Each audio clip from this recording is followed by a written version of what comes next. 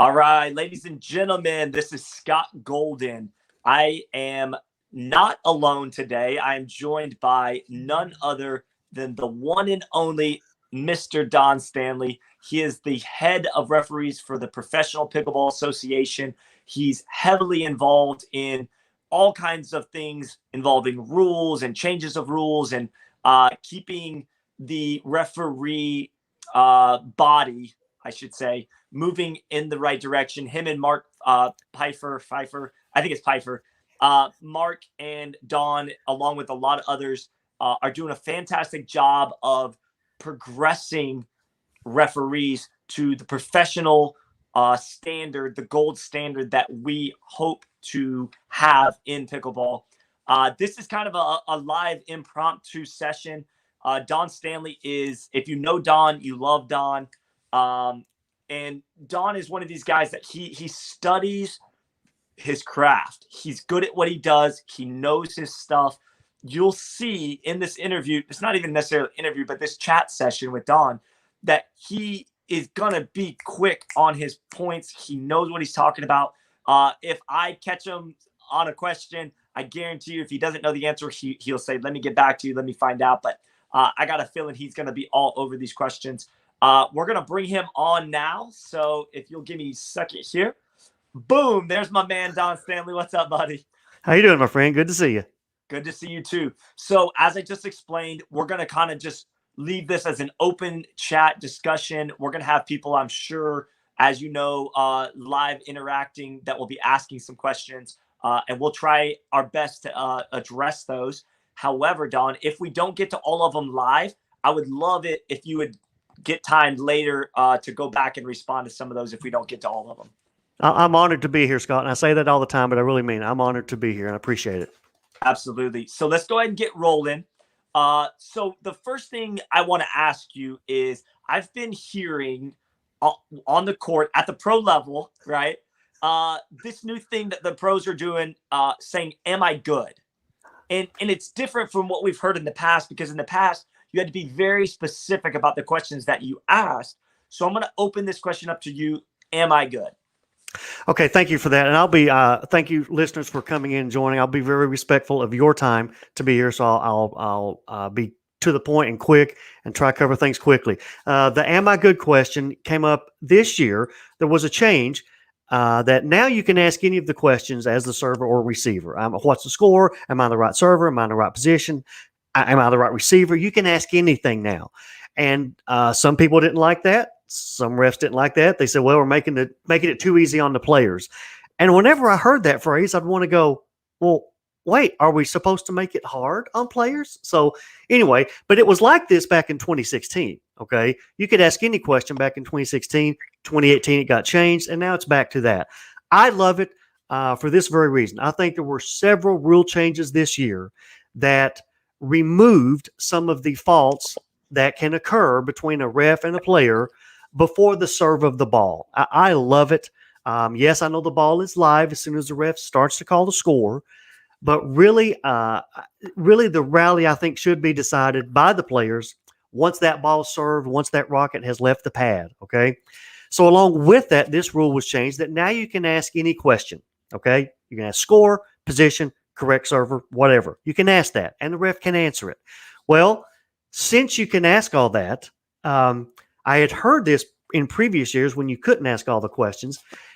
I came up with this, okay, instead of us playing this cat and mouse game, this 20-question game of, hey, ref, what's our score? You have 4. Am I the correct server? Yes, you are.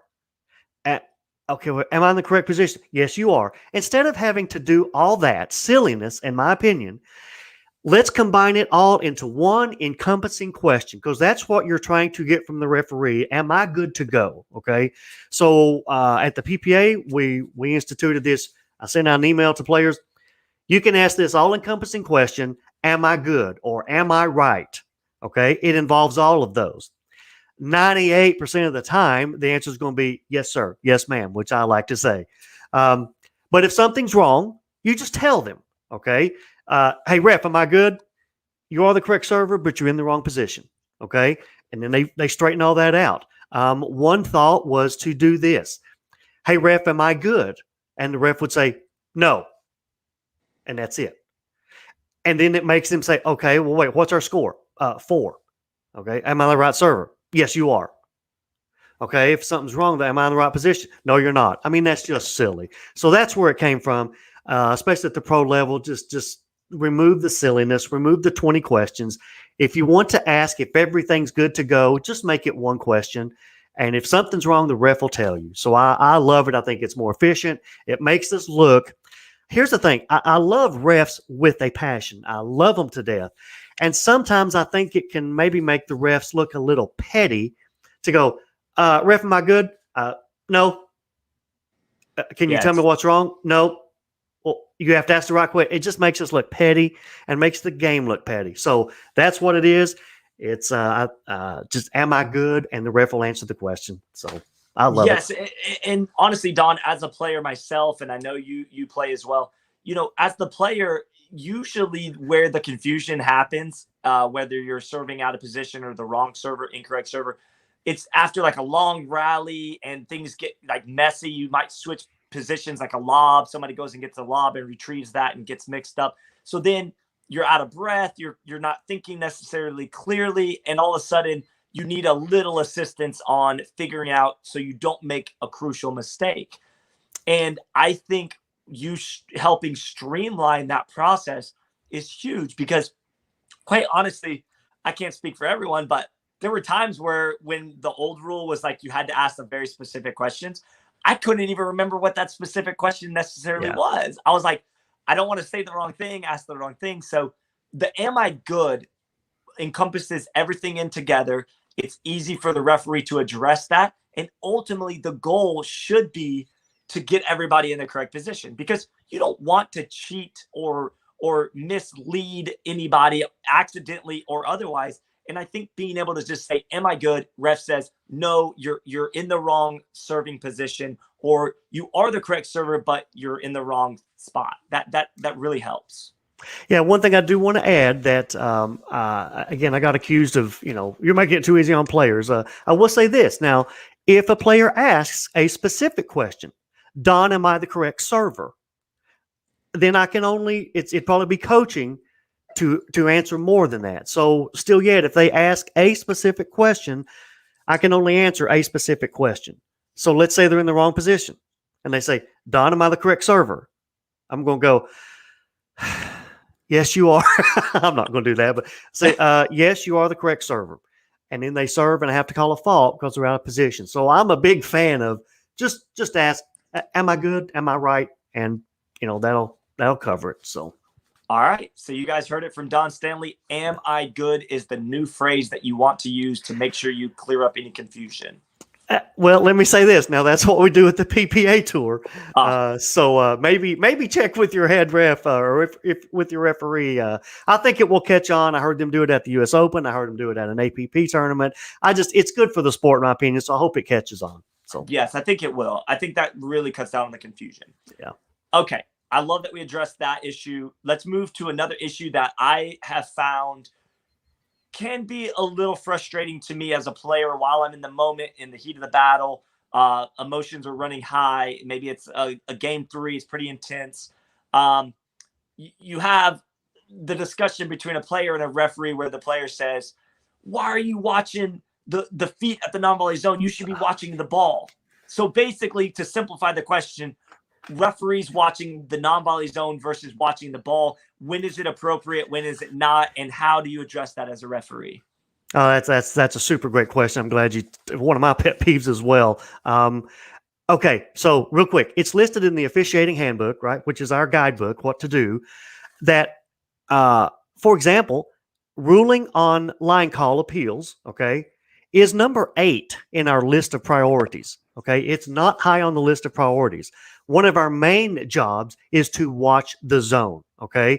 Now, a couple things with that, and I'll be very transparent here, and I'm glad to admit my mistakes if it helps people and players and refs.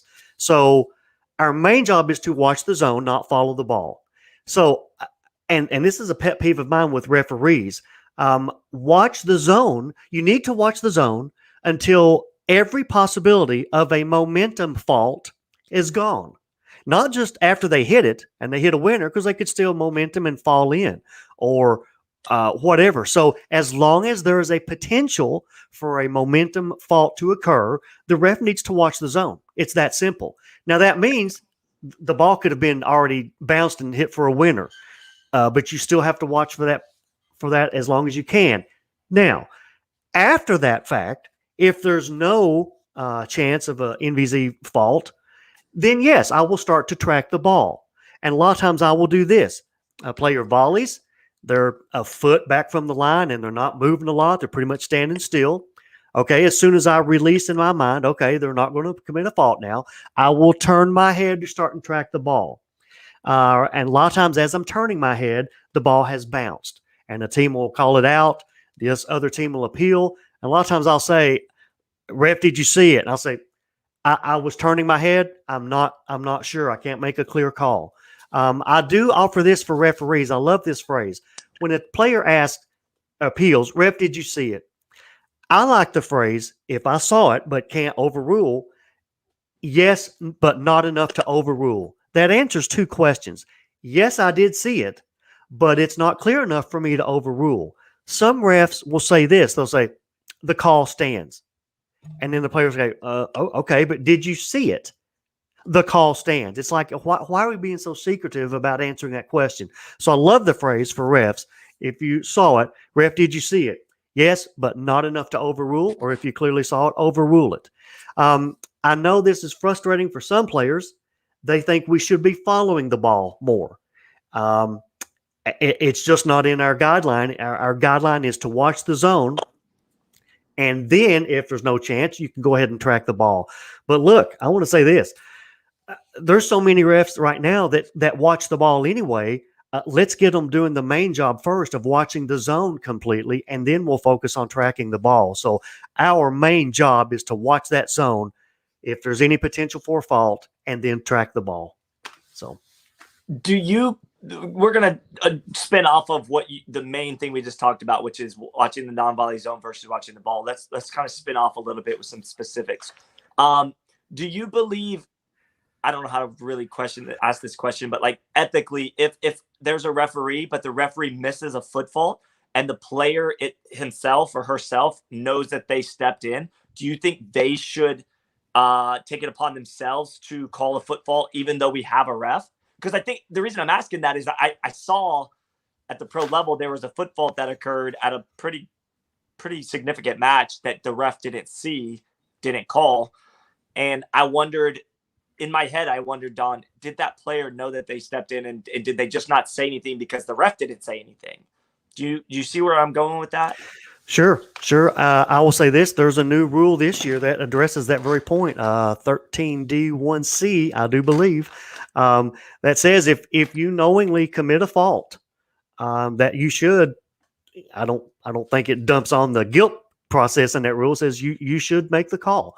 You know, if you know, ethically and, integrity and, your goodness as a human being, you should make the call. So that is a rule.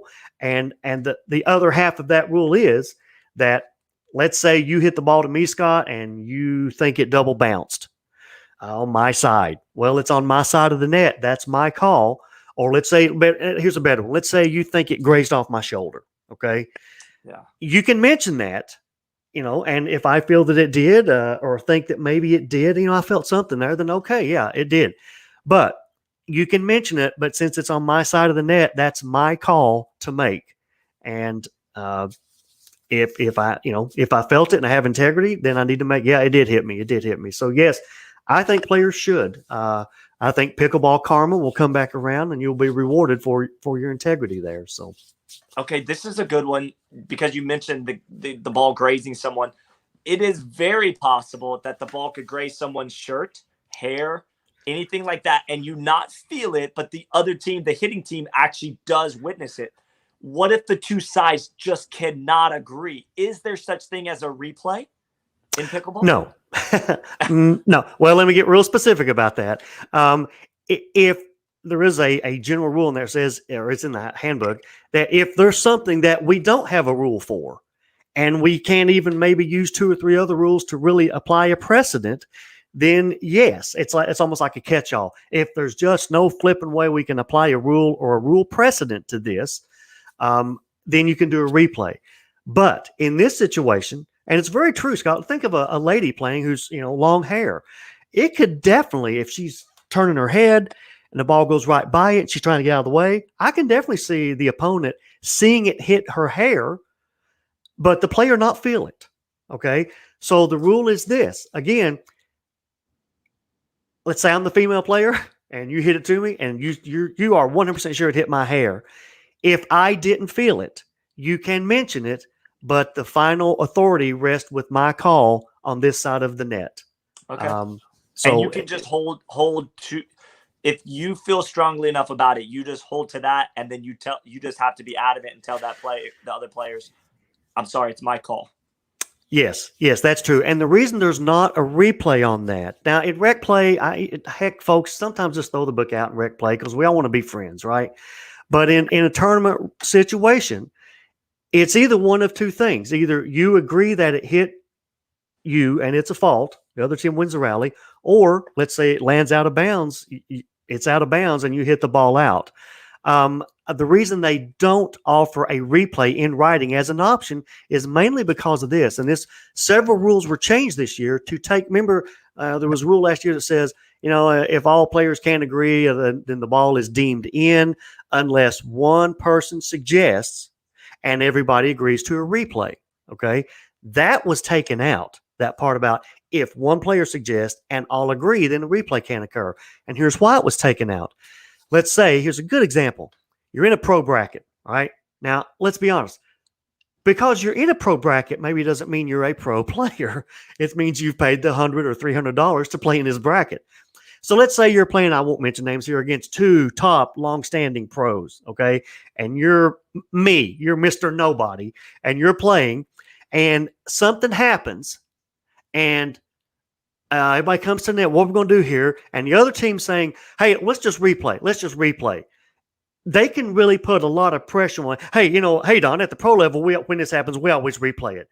It can put a lot of pressure / maybe bullying to allow to be happen to probably bully the other team into going for a replay. And some people say, well, they need to have the fortitude to stand up and just say no. Whatever. They took that out because they don't want to open the door for bullying to happen and get everybody to agree to a replay. So I'm glad that was removed. Either admit the fault and say it was a fault, or the end of result of the rally stands. I hope I answered that concisely.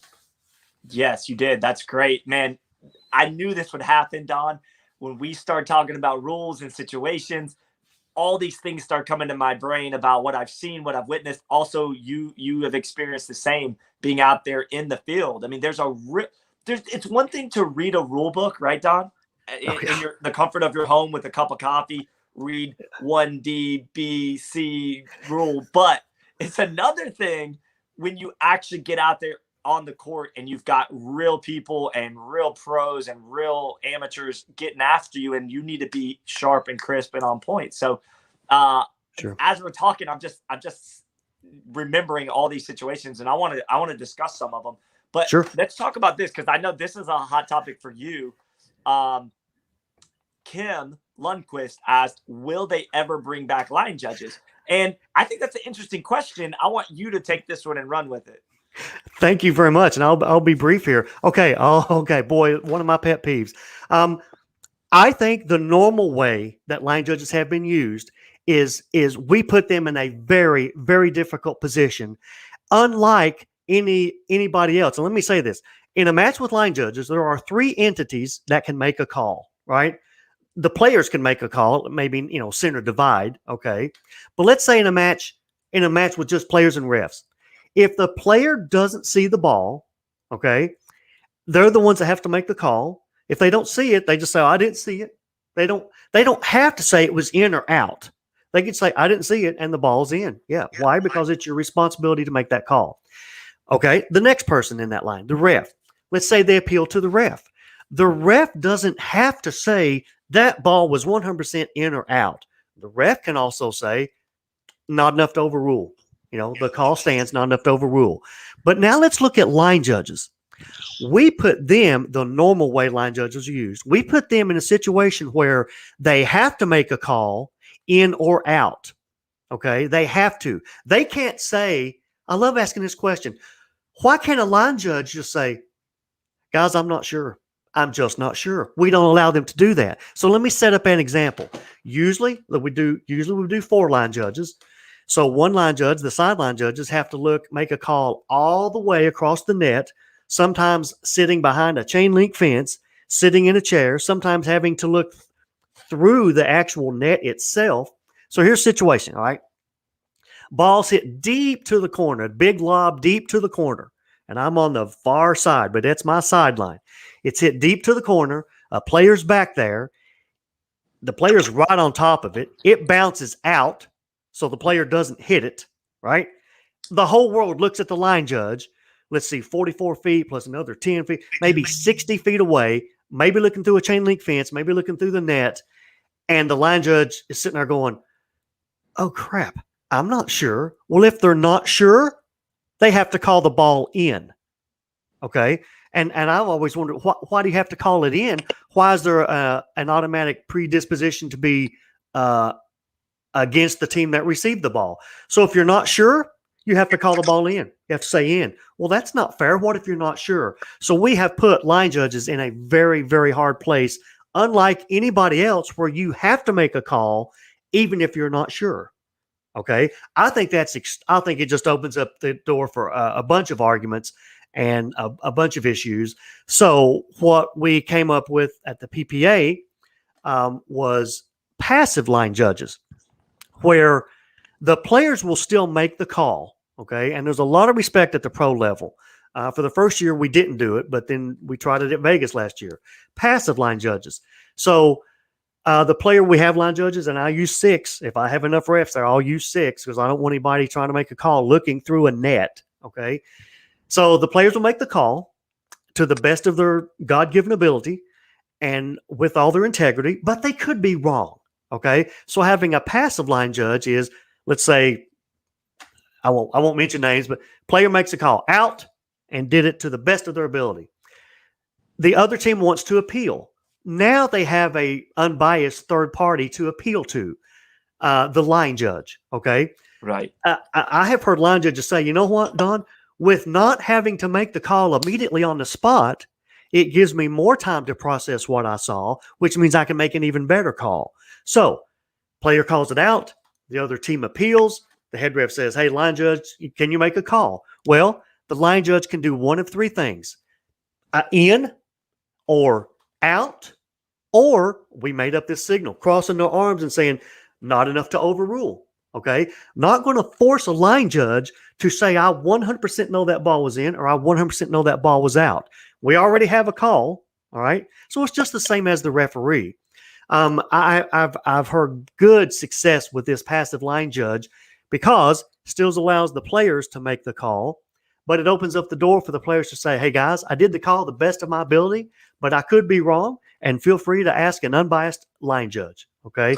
So I love that aspect. Now, whether or not they're going to come back, I know that there's talk about line judge certification and more testing of line judges, and all that's great. And there's a lot of people putting in a lot of hard work and time to make that happen. I just think the very basis is not a good foundation of once the ball bounces in the normal line judges, you have to make a call. I am calling it 100% out or 100% in, and it's just ripe for argument. So will it come back? I'm a strong supporter of passive line judges. I am. Yeah, I like the passive line judging as well, or no line judges, or no line judges. Yeah. But two refs would be, that's the two options. I agree for sure. So thank you, Kim, for that question. Vito Sarni has a similar question. What about computer line calling like they have in tennis? So before you answer this, Don, the thing I want to say about that is that discussion has been brought up many times in the 4.5 years that I've been a part of it, because a lot of people do come over from tennis, and at the pro level, they have computer-based line calling where you can appeal, and they have a computer that is basically matter of fact. So the answer is simply from my perspective is money. It comes down to money right now. Money. You know. Yeah. That's exactly right. I was one word, money. You know, who wouldn't love to have it? You know, we'd love to have it. You know, you always blame the computer. Right. Right. And but just money. Someday. Just money. Yeah, maybe someday. Yeah. Maybe. Hopefully. Yeah. Sure. All right, so now we've kind of we went right in head first with some of the current rules and issues and stuff, and we're going to circle back around to that. But I want to take this chapter of what we're doing and focus it towards new players who are kind of new on the scene with pickleball and might just be confused about some of the more basic rules in pickleball. And so if you're an advanced player, a pro player, or anybody that's watching this that understands all these rules, maybe you go to the bathroom, take a quick break, and come back in a few minutes. But I do think there's a need, Don, to clarify some of these basic rules that you and I may take for granted that a new player may not. So first one that comes to mind is the rule that I see a lot asked is, what if the ball goes over the net, bounces on the opponent's side, and then comes back over to your side without anyone touching it? Whose point is that? Go ahead. Yes. Think of it this way. If I hit the ball over the net and it bounces and comes back over to my side, didn't I do my job? Yes, I did my job. Okay.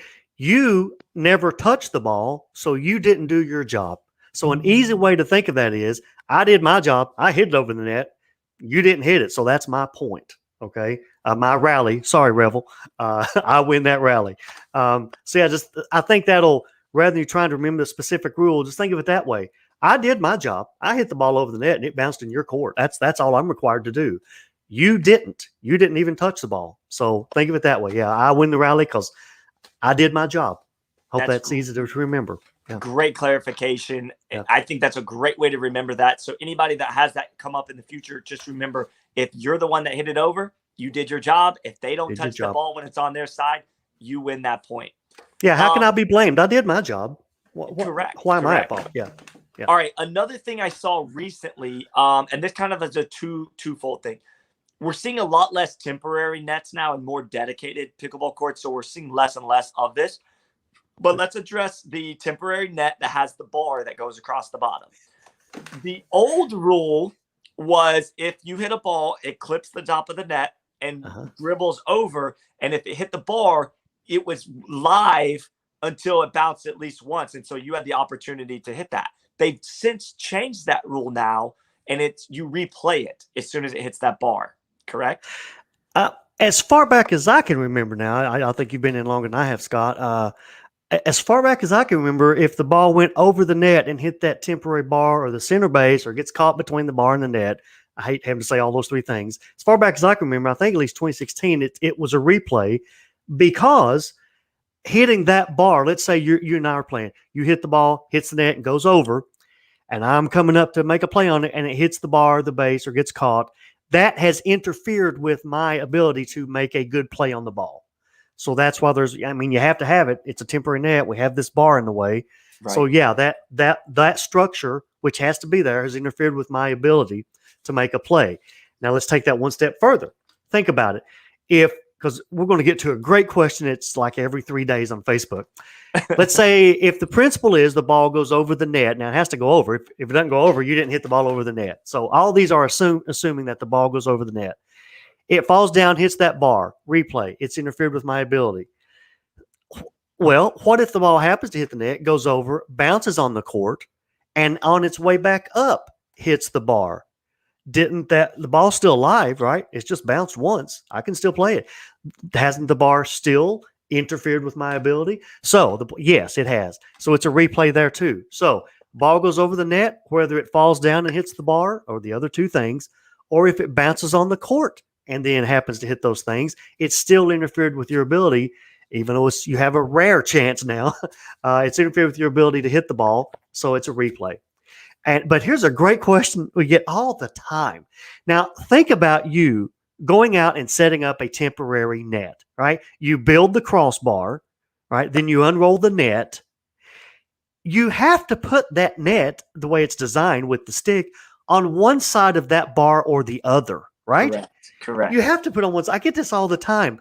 Yeah, I hit a ball. It went over the net, but the net was on that side of the bar. So technically, the ball went down and hit the net because the bar was physically behind the net. Well, that bar has to go on one side of the net or the other. And with the net webbing, you're telling me it just hit the thin thread of the net and not the bar? So no matter which side of that net that you happen to place it on the bar because of the way it's designed, if that ball goes over the top of that net, that's right, and eventually hits whatever, it's a replay, no matter which side of the flipping bar the net is on. So, all right. So what about this? Is again, these are focused more for beginner players who are trying to learn this game.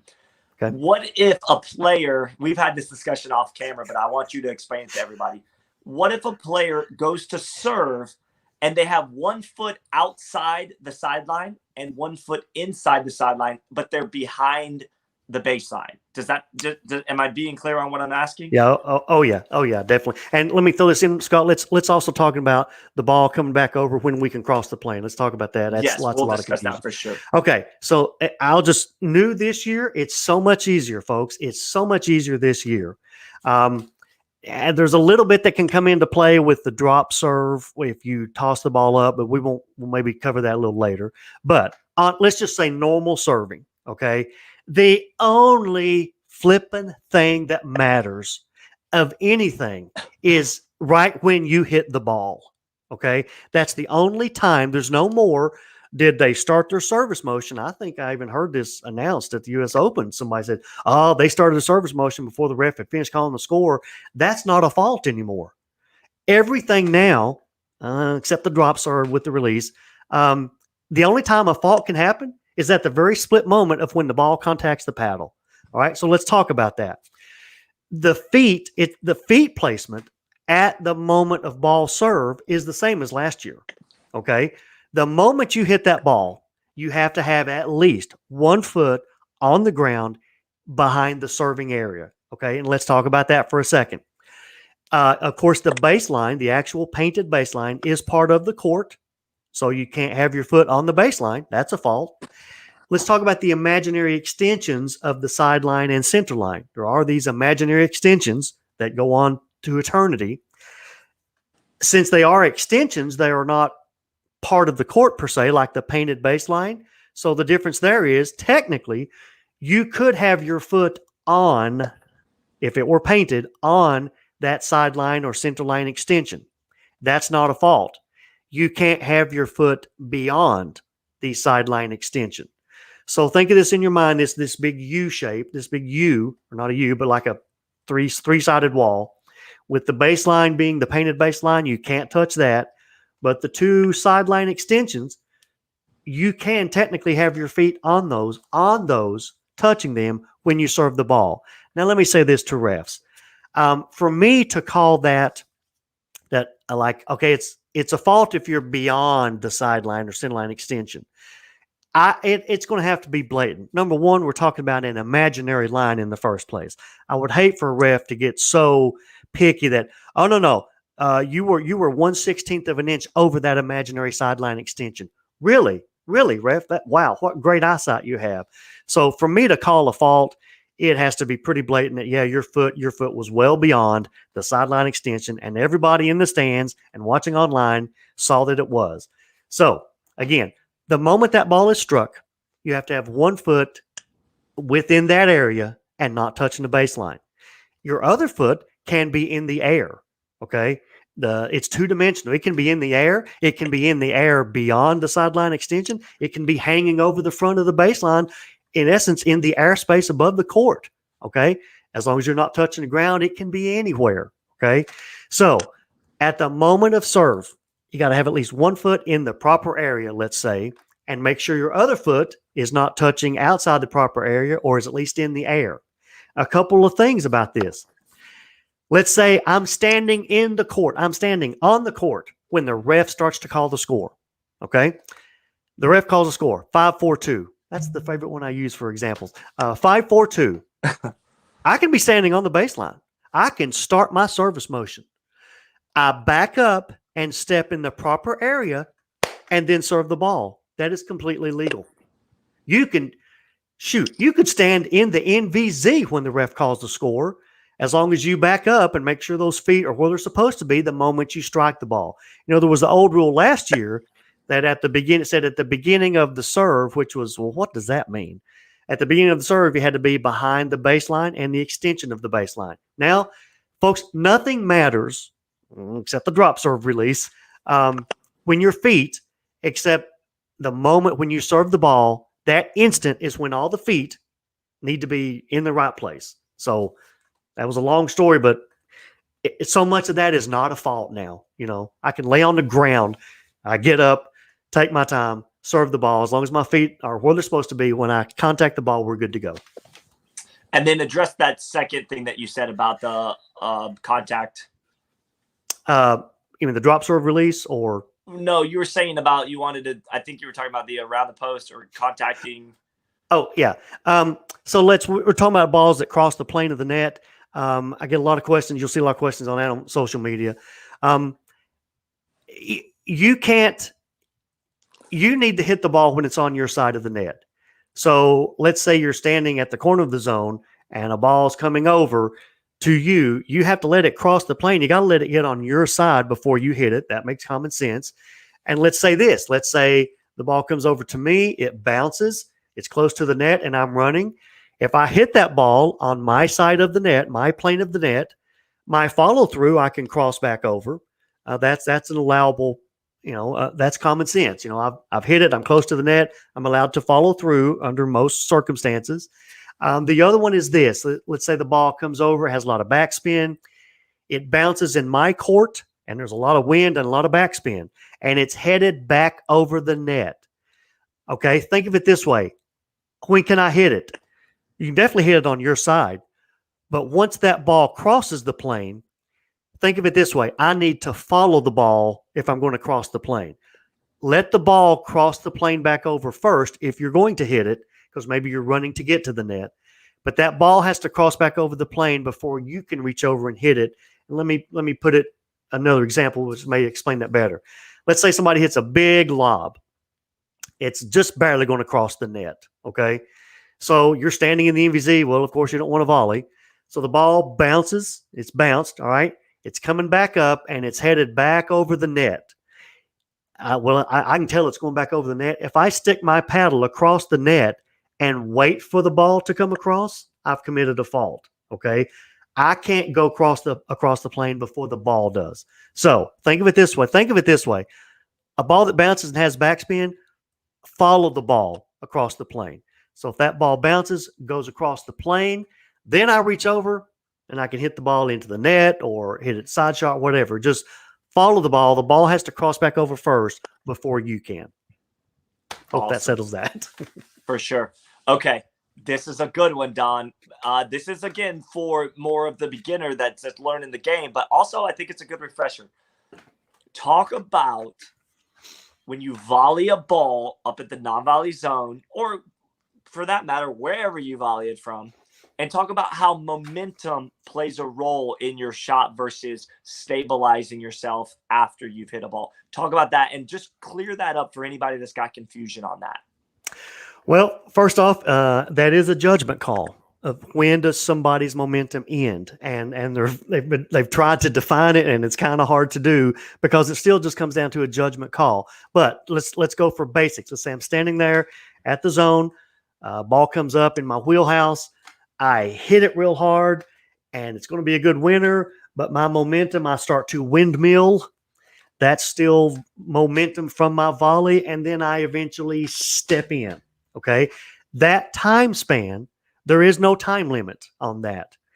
Let's say, and we'll just go through this step by step. I hit a volley. I'm starting to windmill, but I hit a winning shot, or I hit the other player in the chest. All right, dead ball. I won the rally, and then I fall into the zone. Well, what we do there is you committed a fault technically. If you back the tape up, when you volleyed and eventually touched the zone, that's when the fault was committed, even though it took a while to progress. So you faulted technically before the other person, the ball hit them. So you committed a fault first, okay? Let's take another step. Let's say I volley and am windmilling, and the other team hits it back, and we hit it back or whatever. The momentum is undefined and unlimited. So if I see a person windmilling and about to fall in, technically they could do that for a year. But if they eventually, now they won't, but it's unlimited. So if they fall in, no matter what happens, we stop the tape, back the tape up, and right there when you hit that ball, that's when the true fault was actually committed. It was you were ready to commit it, and you finally did. That's when the fault needs to be applied. So the momentum is unlimited on time. And let's talk about a couple of different aspects. Let's say I poach, okay? I run over, I poach, I volley, and I'm running tiptoeing across the baseline trying to get over to the sideline. Let's say if I run the full 20 feet, okay? If I'm still running from my volley, and at the very end, my foot happens to touch the line, that's still momentum from my poaching volley momentum, okay? So it's still momentum and still counts. Some people say, well, wait, I wasn't moving towards the net. You were still in the momentum force volley, momentum of your volley. So you're still capable of committing a fault. Okay. Let's go ahead and cover a couple more of these, Scott. Let's say, think about this, folks. Think about this. If I volley and my paddle flies out of my hand and lands in the zone, that's a fault. I think we would all know that. Yeah, because I volleyed. Something I was touching, wearing, carrying, touched the zone from my volley momentum. There's some key points I want you to think about here. I volleyed. There was momentum. It got transferred into my paddle. My paddle flew out of my hand, and here's a key. There's separation, isn't there? It's left my hand. There's separation. Then the paddle hits the zone. That's a fault. So let's think of it this way. What if I volley and my hat flies off? Again, momentum, volley, force, separation, and that force causes my hat to go in the zone. Now think about your partner. I volley. I'm running, say, moving to my left. I volley, bump my partner from my momentum force of my volley. I bump my partner. Now there's separation between me and my partner goes in the zone. Okay. Ooh. Same thing applies. Force, bump, touch, separation, somebody or something touch the zone. Okay. So the same principles apply if you just take it step by step. Here's the phrase, you can transfer your momentum from your volley into your paddle, my wristwatch if it flies off, my hat if it flies off. I can even transfer that into my partner, and they can go in and touch the zone. And there's another phrase this happened at Tampa, Scott. There's a phrase I like to use. When somebody volleys and their partners and they touch, the two become one. Okay? It's like you're one person. So if I volley and bump my partner and they're standing in the zone, well, of course that's a fault because it's the same as I was. If I volley, touch my partner, we now have become, think of us as one person. So if they go in the zone, it's the same as I went in the zone, and it's a fault. Okay. It happened with Callie and Catherine, right? A ball came over. I forget which one did it. They swung both their paddles. One lady hit the ball, but they touched paddles, and then the other lady's foot landed in the zone. And now, yes, yeah, that's because the two have. Think of that phrase: when you volley and you touch somebody, the two have become one.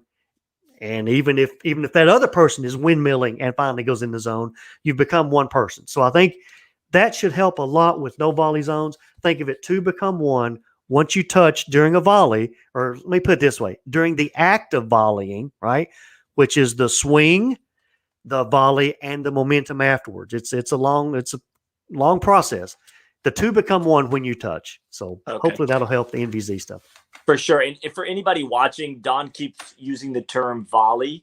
And for anybody new that may not come from tennis, that's a very basic term that we use quite often. But a volley is nothing more than hitting the ball out of the air. Okay, so that sounds very basic for a lot of people, but there might be a couple people going, man, Don keeps saying the word volley, but I'm not sure what that means. It's a simple thing.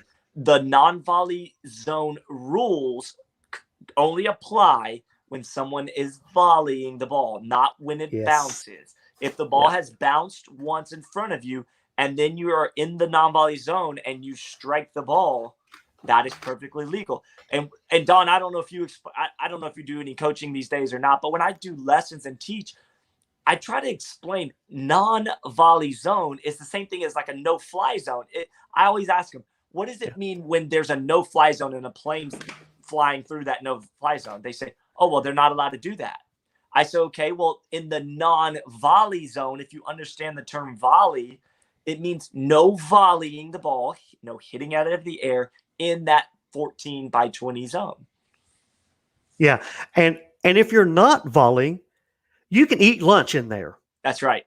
You can eat lunch. You don't have to get back out. You can stand there. You can get a tan in there if you want to, as long as you don't volley. Yeah, so, a lot of people get confused on that. When they first learn to play pickleball, they hear almost like the non-volley zone, the 14 by 20 zone is like this. It's like lava. It's hot lava. You can't touch it. Like it's like if you go in there at all, you're just gonna be cooked like in the lava. And it's not anything to do with that zone being illegal. It's only becomes an issue if you hit the ball out of the air. So with that being said, Tim Hatzenbeller is a longtime player, and he's from the Pacific Northwest. And Tim has a question, and he's always been one that kind of gets the wheels turning. So let's read what he has. It says, what if I go for an Ernie and I make an aggressive move, but the opponent hits the shot where I can touch it, but my momentum takes me past the net onto my opponent's side of the net, but not into the actual playable part of their court. So he's talking about if you go for the Ernie, and I believe he's saying that you go to hit the ball that the opponent's about to hit and you miss it and go past the non-volley zone. I think that's what he's saying, right? Or no? I would ask that too. That's a big clarification. Let's assume both ways. Let's say you go for an Ernie, Tim, and you don't hit the ball, okay? But your momentum takes you past the plane. In that case, I know Tim knows this. You've committed a fault. You crossed the plane of the net, and you never hit the ball. Okay, it may seem silly, but you crossed the plane. You went into their side of the court. Even though it's not their playing court, you went on their side of the sandbox, okay? And you can't do that. You can do it if you hit the ball under most conditions. So a couple of parameters there. But you didn't hit the ball, and you went into their space, and that's a fault. Now, if you hit the ball on your side, then yes, you can cross over in most circumstances, as long as you don't distract them. You know, if I'm running towards the net to hitting around the post or whatever, common sense is going to say, yeah, I don't expect you to stop on a dime like the road runner. Okay. You can go past the plane if you hit the ball first.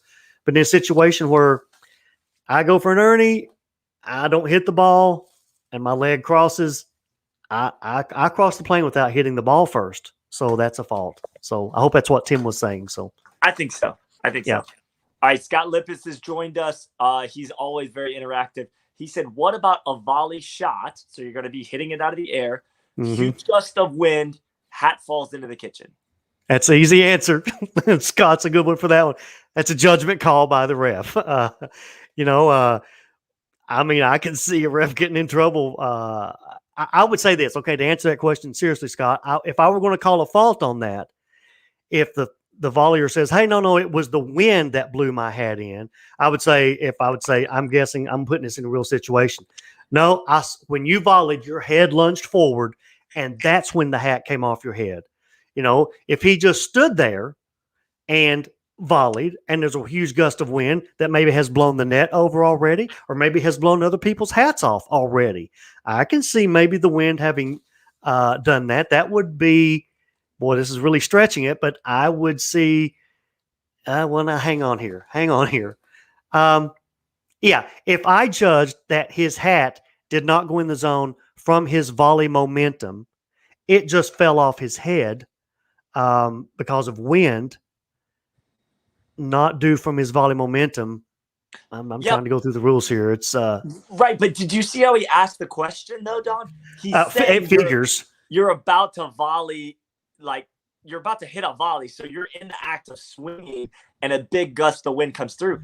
I think in my opinion, it would be too difficult for the referee to assess, did the wind blow that, or did his volley swing? And you would have to actually, I think, default to the volley swing. Yeah, exactly. Scott is great with those kind of questions. If you're in the act of volleying, even with the gust of wind and that hat comes off, I'm gonna call fault on you because you're not gonna win that argument. You can call in the head ref. I say, ref, he volleyed, his hat came off and hit the zone. Right. And also maybe if it's that windy, don't wear a hat. yeah. Or now we're getting into, if the head ref goes, well, how much of a gust of wind was it? Well, let me get my little wind meter out here. 12 knots. So that's hey, ban him from this stuff. I know, right? I know. He's the one that's going to stump us. Yeah. All right. It's a judgment call, and either way, I bet most refs are going to call a fault, and I don't see how you're going to win that argument by saying wind. So I agree. I completely agree with you.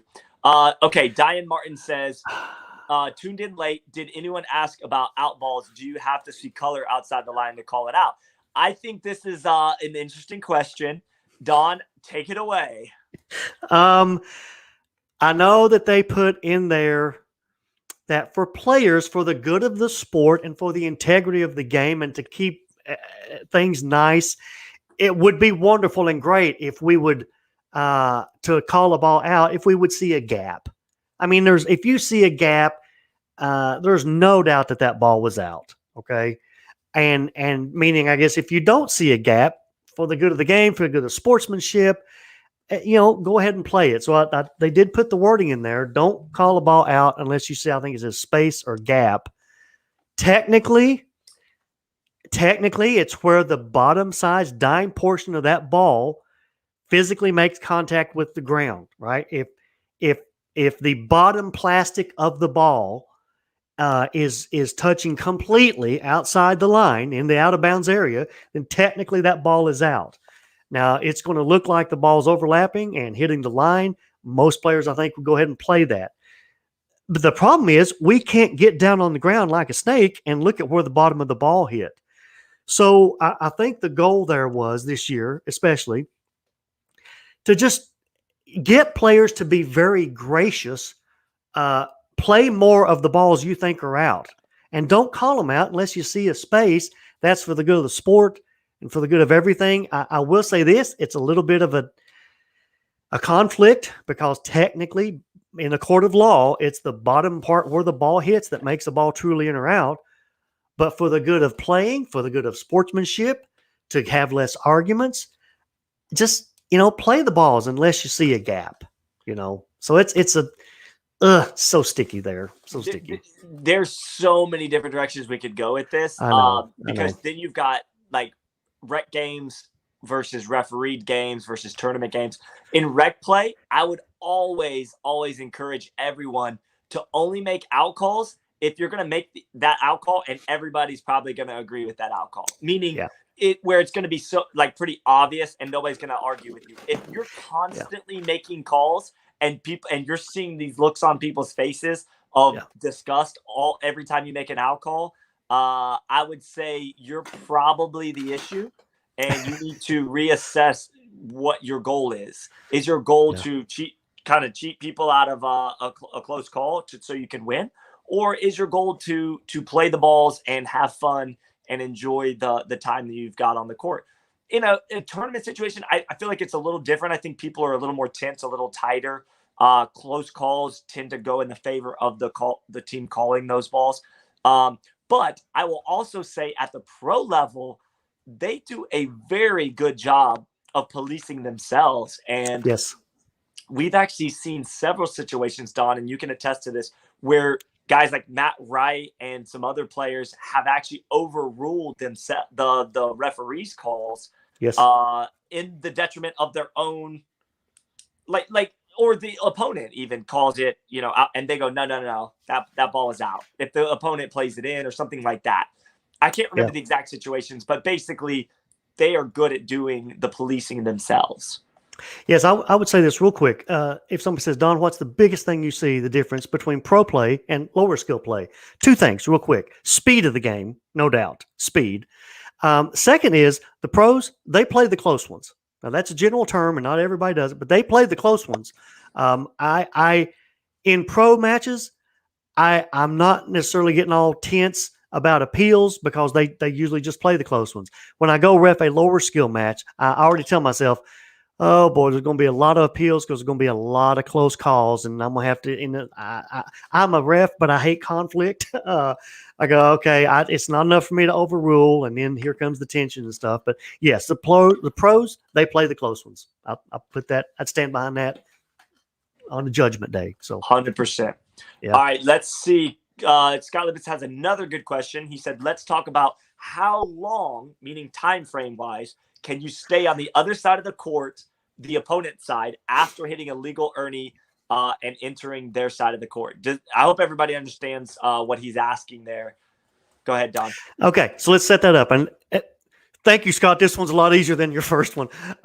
Let's say you go for an Ernie and you hit it and you cross the plane. Okay, everything's good. The question is, how long, and you're in the other, you're not on their court, right? You got to be out of bounds and don't touch the net or anything. So let's say you're in the out of bounds area, but on their side. The question is, how long can you stay over there? And the answer is, it's not written anywhere. Okay. So if it's vague, it's vague. I would say this: wouldn't most players want to get back and help your partner because your partner is playing one, single-handed, so to speak, right now, but there is no time limit. So there's not a stopwatch on the player. So we've talked about this a lot with other referees. There's no real time limit that you have to get back, but you wouldn't want to do anything that a ref would call a distraction for you distracting the opponent. For example, let's say you hit an Ernie, clean shot, still in play, and you go across the plane of the net. And let's say the player's coming over to maybe hit the ball close to you or whatever. If you just, try to get back to your side and like normal people would, okay, I got no problem with that. But let's say the person comes over to you, you're still on their side and out of bounds, and you stick your hands up in the air, or make a ha surprise or a yell or huh, whatever. Yes, you distracted them when they were about to hit the ball. So there's no rule that says how much time you have to take to get back on the other side. I would think most players would get back over there lickety split. That's a very technical term. So it's not a fault for you to stay over there for an elongated amount of time. But just like anything else, don't be a distraction. Don't do anything distracting when the opponent's about to play the ball. But there is no set time limit you have. Just you're leaving your partner one-handed till you get back on your side. So awesome. And again, I'm trying to think about this live session from the perspective of a new player. Right. We keep using some terms like volley, Ernie, poach. Talk about the definition of an Ernie, just so people understand what an Ernie actually is. You would do better at that than me. You do better at that than me. I'll take that one.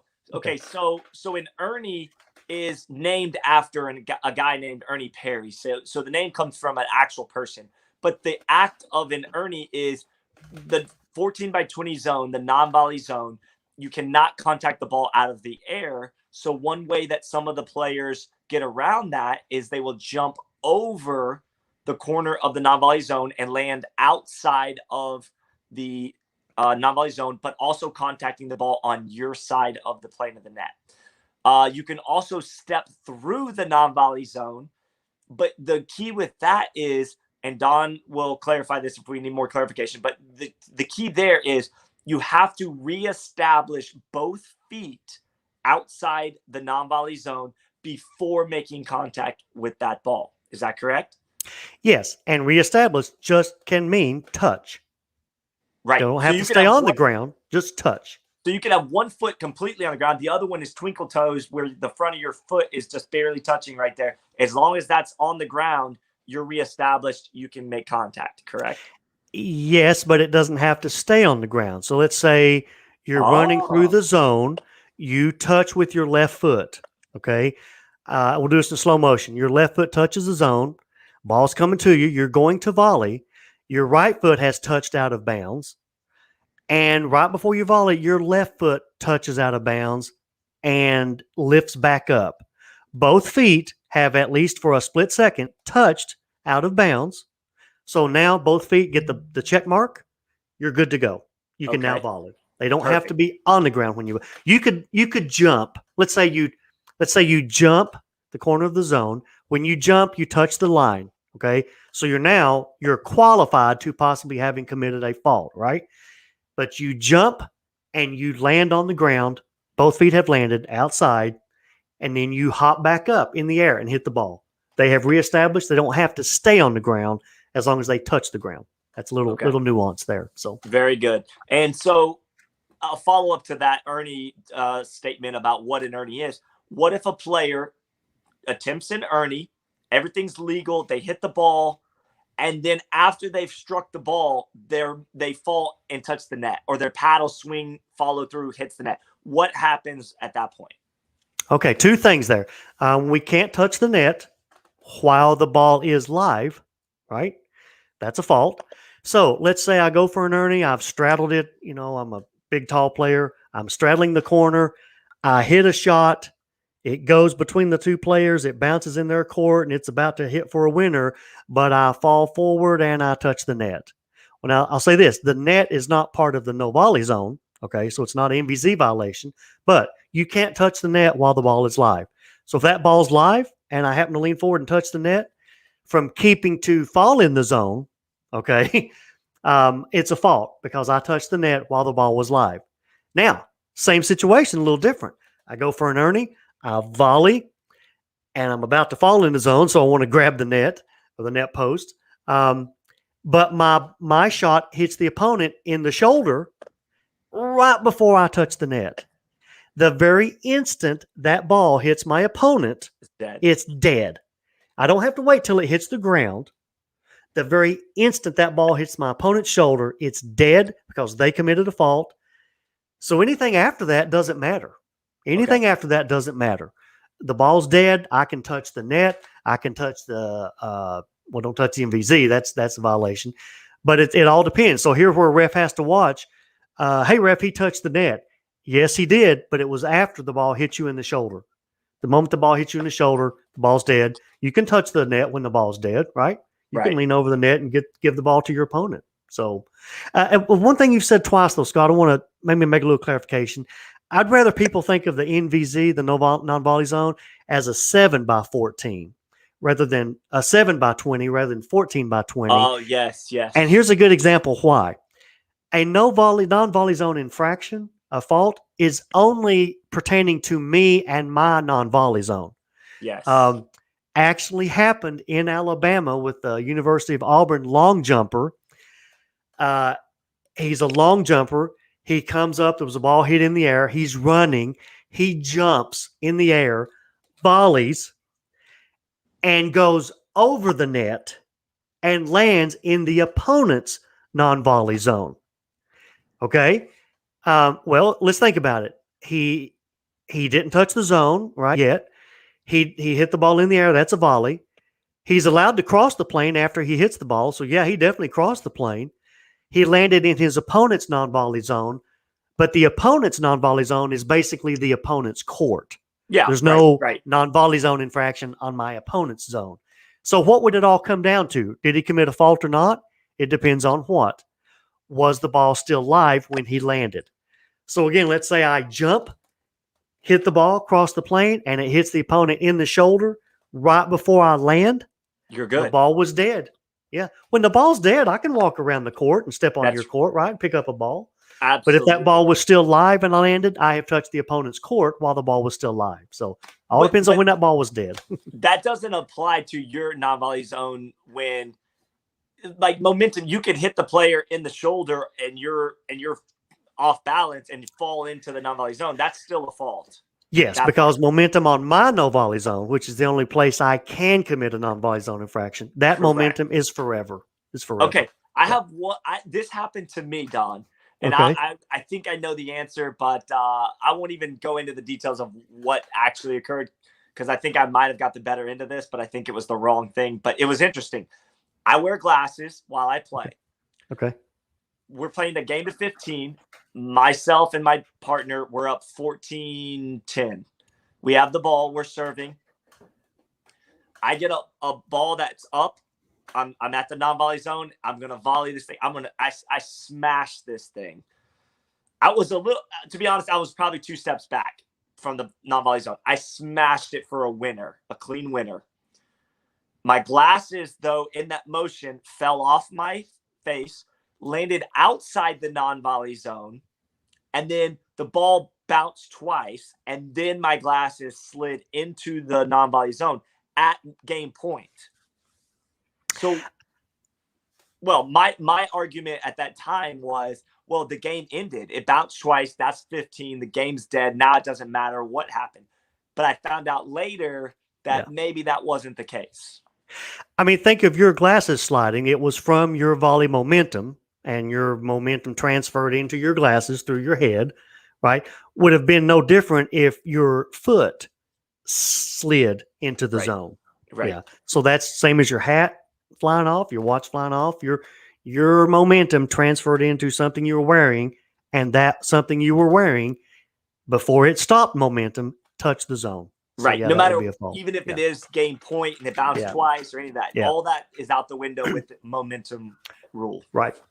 Very good. Very good. I got the better end of that deal. We ended up winning that game. They kind of conceded, but I found out later that I probably wasn't correct on what I was trying to say there, but I won't go into who it was. That doesn't even matter. That's all right. This one, I'm going to address it with you, but you've already kind of addressed it. It has to do with 2 people becoming one, right? Correct? You already kind of addressed that. So he's just asking if 2 paddles hit and then the one paddle knocks the other one into the non-volley zone. That is essentially like you dropping your paddle into the non-volley zone. Yeah, I don't know what's politically correct to say anymore, but think of it this way. When you touch your partner, you have become Chad and Ing, right? The Siamese twins. So your 2 have become one, and think of yourself as there's only one entity on the court. And did that entity paddle, foot, shoe, watch, hat, did any of that stuff touch the non-volley zone? Because 2 become one. Yeah. Very good. It's a good way that's a quick way to think about and process that when you're out in the middle of the thing. 2 become one. I like that. Yeah. All right. Todd Winkle has a question, and I think this is why I wanted to do this, because I feel like there's a lot of confusion with stuff. Okay. Go ahead and answer this question. Okay. What about a shot that bounces outside the kitchen? And I'm going to get fined. I'm not supposed to call it kitchen. I'm joking. And your momentum carries you into the kitchen after you hit the ball. The key word there is, Todd, good questions. It comes up a lot. Once it bounces, there can be no non-volley zone violation. It bounced. And I'll tell you this, as a ref, there's dinking going on. There's a lot to watch. There's 8 feet to watch there. And let's also talk about push-off, Scott. When I can tell a ball is going to bounce, I tell myself in my head, you'll see me, my lips going, let it go, let it go, let it go. Because once that ball bounces, it's like take the Etch-a-Sketch and just shake it clean. I don't have to worry about any momentum, any non-volley zone, nothing. Nothing matters now, okay? Once that ball bounces, let it go, okay? Because it's not a volley. It's not a thing that can happen. So bouncing, everything's good when it bounces. Often, but in the past, I have seen a couple of rookie referees new to reffing actually get a little jumpy. The ball bounces. They see a swing. They call the fault. And suddenly they realize, oh, my gosh, I just made a mistake. That ball bounced. What's the recourse for that? Do you just say referee error and replay? Yes, like I did in the mixed gold at St. George. Jeff Warnick, ball bounced. I don't know if I've ever done this mistake. I said, no, fault. I mean, his foot was on line, but it bounced. He said, but the ball bounced. And then, okay, refs, here's the key. You say ref error and you get a replay going as quick as possible. You don't make excuses. You don't try to laugh it off. You want to get past this ref error as quick as you can. Okay. So you say, ref error, call a score. Let's go. Go. And it happens. It happens. Well, 10, 12, 14-hour days reffing, not in the hot sun in St. George. It was freezing cold, but, yeah. Yeah. We're happens. human. We're humans. Yeah, You guys it make happens. mistakes just like everybody Yeah. else. You know what? I had a referee one time. This was a different sport, but I kind of was getting on this ref a little bit about something, and he had made a mistake. And you know what he said to me? And it really stuck with me. He said, Scott, do we want to sit down and add up all the mistakes that you've made this game already? Oh, I wouldn't say that, but no. This is a totally different sport. Very unprofessional to say that. But it did stick with me because I thought, I wasn't giving that referee the human error. And also, we make mistakes as players. We do make a lot of mistakes. That brings up a really good point. I'm really big on professionalism and referee professionalism. I want to see. I have this image. I'll just get up on the soapbox now. I'll be quick though. I have this image of the pickleball referees just as professional and just as respected and as any other official sport that I see. Okay, and I have this goal of that. That's why I so strongly try to keep the lines separate. Between players and refs. I got a lot of good friends through pickleball, a lot of people I know, but I'll refrain. And it's actually in the referee code of conduct. Refs are not supposed to comment positive or negative on any player on social media. And I like that rule because it keeps it separate. It just goes towards professionalism. And for example, I've seen at times, here's a couple examples. A team wins. The ref goes to the center to have the score sheet signed. The ref raised their hand first and high-fived the winning player coming over to sign the score sheet. Now, think about that. What if you're the opponents, and let's just say a couple of calls, all three calls in that game, the ref ruled against you, and now you see the ref high-fiving the other team. Can you imagine? I live in the SEC world. Can you imagine an SEC ref after the game's over going and high-fiving the quarterback? Do you see the refs at a football tournament like college? I don't see them going out and eating. Oh, I'm on a soapbox now. I don't see them going out and having dinner with the players at the same table the night before. I am so very much about keeping the lines separate, keeping things professional. We're not there. Okay, you got me started now, Scott. We're not there as refs. We're there to do a job. Okay, we're there to call. I'll use baseball. We're there to call balls and strikes. Okay, we're there to do a job. I'm not there to be the player's coach. I'm not there to be your parent or your priest or to tell you how to act, so to speak. Other than technical issues. I'm there to do a job and do the job. I'm not there to rub shoulders with you. I go on the court. I tell myself, because my personality, I have to fight this. My personality is I like to be liked. I fight that on the court because I'm there. I love refereeing. I take it very seriously. I tell myself, I don't like any of these players. I don't like any of them. Okay. I respect the heck out of them. And a lot of times I want to clap for the way they play. But I tell myself, I don't like any of them. You step on the zone, you could be Jesus or my mother. I'll call a fault on you. Yes. Just very professional, do your job. Like after the match is over, I say, okay, you're the winners. Here's the scores. Please initial right here. That's what we're supposed to do. I would never say, man, y'all really pulled it out in that third game. That was close, but y'all really dug deep.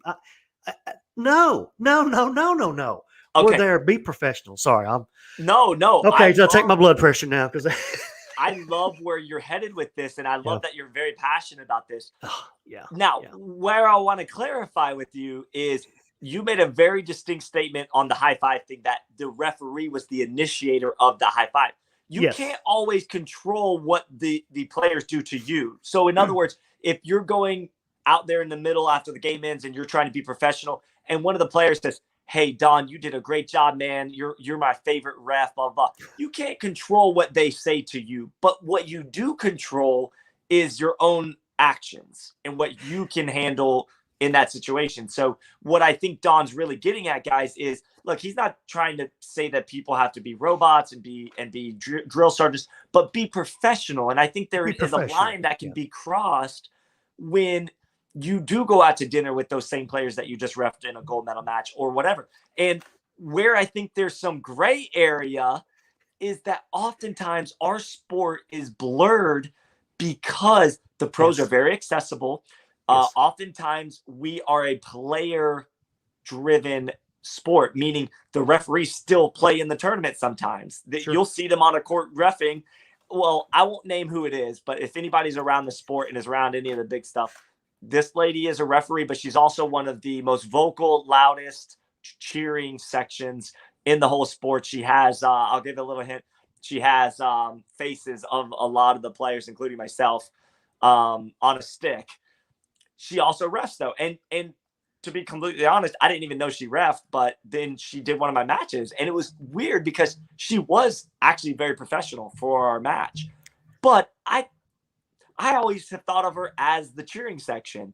So it's a very gray area. It's a very blurry thing because I love that she's a great ambassador of the sport. She cheers, Sure.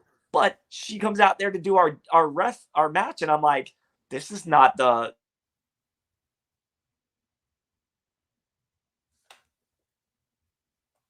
I don't know. There's just this really weird gray area right now. Yeah, and thank you for letting me clarify that. Just a couple things. I mean, if a person comes up and I'm having them sign a score sheet, if they stick their hand out to shake and say, thank you, ref, I mean, probably not now because of COVID, but before I would say thank you, but just, a very common thank you. Thank you very much. But there's, and I don't even probably go back and go, hey, great game, guys. Y'all really pulled it out. I just say thank you. It's a proper thing to do. But yeah, just another thing about that, Scott, thank you for letting me clarify. Here's the thing. It's a big pet peeve of mine. Teach it at the PPA. Don't call players by their names. Okay. Let's say a lot of times they'll call me by my name and I wish they wouldn't, but I can't tell them what to do, so to speak. Right. They'll say, hey, ref, am I the correct server? Let's say I'll put Matt Wright. I'll say, yes, sir. Yes, you are. I love the sir and ma'am. I grew up in the South, but don't say, yes, you are, Matt. Why? Let's say that team, let's say Ben and Simone. Okay. They asked me several times. Yes, you are, Ben. Yes, you are, Simone. No, you're not, Ben. And I keep on using their names. Let's say the other team never asks me a question. So the opponents or the audience, they only hear me calling Ben and Simone by their names. And wouldn't you know it, during that match, 3 calls, I happened to side with Ben and Simone. And someone go, well, I guess he's friends with them. He's calling them by their names. Don't open yourself up for that. Don't open yourself up for that. So just keep it very, very professional. It's a big, I'll say this.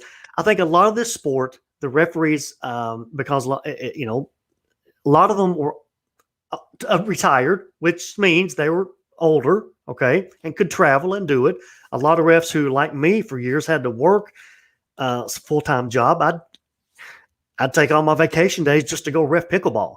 And ironically, I wouldn't have enough left to go see the in-laws. Wouldn't you know it? But a lot of it was geared towards maybe retired elderly people. And so I think a lot of that, like you said, Scott, they're players as well. And I know there's a lot of friendships going on there, but I have a desire to be just as professionally viewed as any other sport. And I think we need to act that way. We talk about this on our Monday night PPA calls where people go, when they start paying me like a pro, then I'll start, let's start acting like a pro, and then maybe the pay will come. So you touched on a very, very good topic there, which is the cart before the horse. Yeah. I think you have to present yourself in a professional manner and deserve that honor of getting compensated better.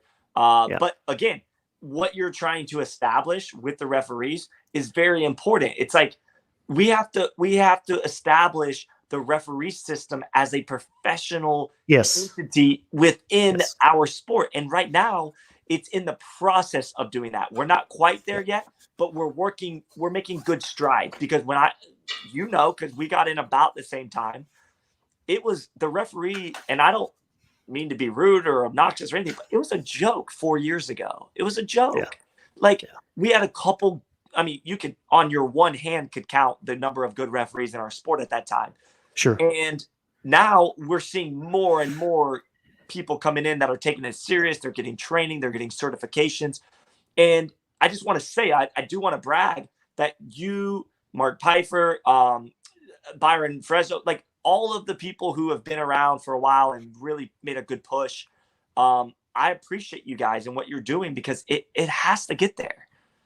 I agree, and I want to take just a brief aside and say definitely Mark Pfeiffer, director of officiating, has done a tremendous job at the referee training program. If you have quality certified refs at your tournament, it's because of USA Pickleball and the referee training program. There's no doubt about it, and they've done a great job. So that's so true, so true.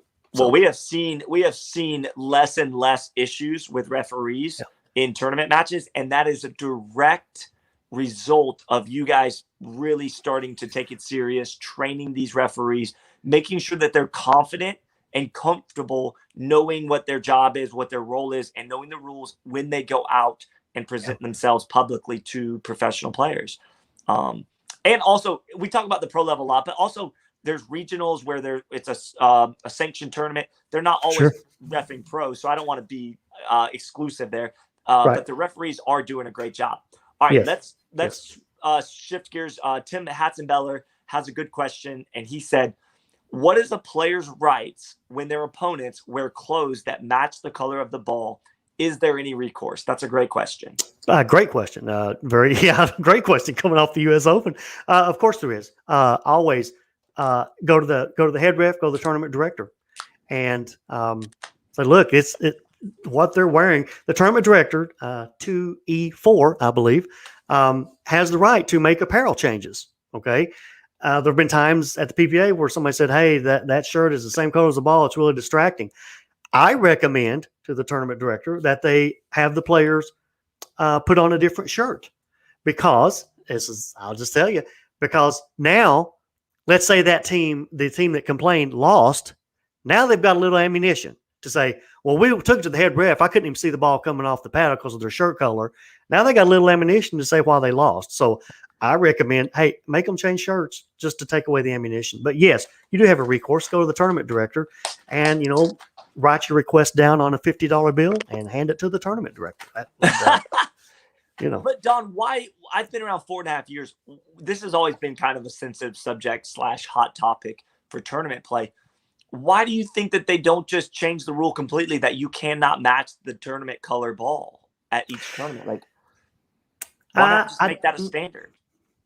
I guess the debate would come in because having worked on in a non-official way at any role, but a lot of typing, when you say you cannot match, the shirt color cannot match, then we get into, well, what does match mean? I mean, it's still going to come down to a tournament director decision anyway. Yes, I deem, well, this is samurai yellow and that's sunset yellow, and that's not the same color. It's still going to come down to the tournament director. I would just, the ball is listed, the yellow Dura fast ball is what we'll be using. The green jugs ball, it's listed. As a player, why would you bring a shirt that's the same color of the ball unless you just didn't know? Maybe it's your first tournament. Who knows? That's one scenario. But at the U.S. Open, at the pro level, we saw several teams that were wearing neon yellow. Yes, we did, didn't we? Yeah. That was interesting. And none of the pros seemed to make a big deal about it. But I could certainly see that being a potential issue as well. All right. That's a great answer to that question. Okay, now Tracy Harris Cope says, here we go again. What do you think about the bounce serve or the drop serve, and do you think it's going to stay? Okay, I can give you some good thoughts on that. The whole goal of the drop serve was to eliminate these nuance decisions the ref had to make on the normal serve, right? Was the paddle just above the wrist? Was it 1/1,000,000th of a degree upward arc? Was contact below the navel? And I don't know where everybody's navel is. So there's all these little judgments that had to be made that sometimes got into situations with players when a ref would call a fault. I told myself, I'm not getting bent out of shape about these a 1/32 of an inch making a difference in a fault or not. So I would only call an illegal serve if it was blatant. So the goal was, let's do this kind of serve, and it will remove all those nuances. The theory was just drop the ball, and once that bounces, you can do anything you want. No judgment involved.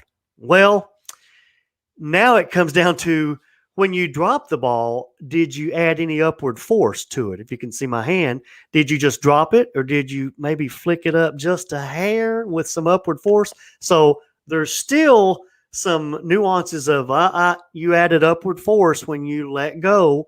So there's still some nuances that can happen. But I do think it's going to stay. And here's why.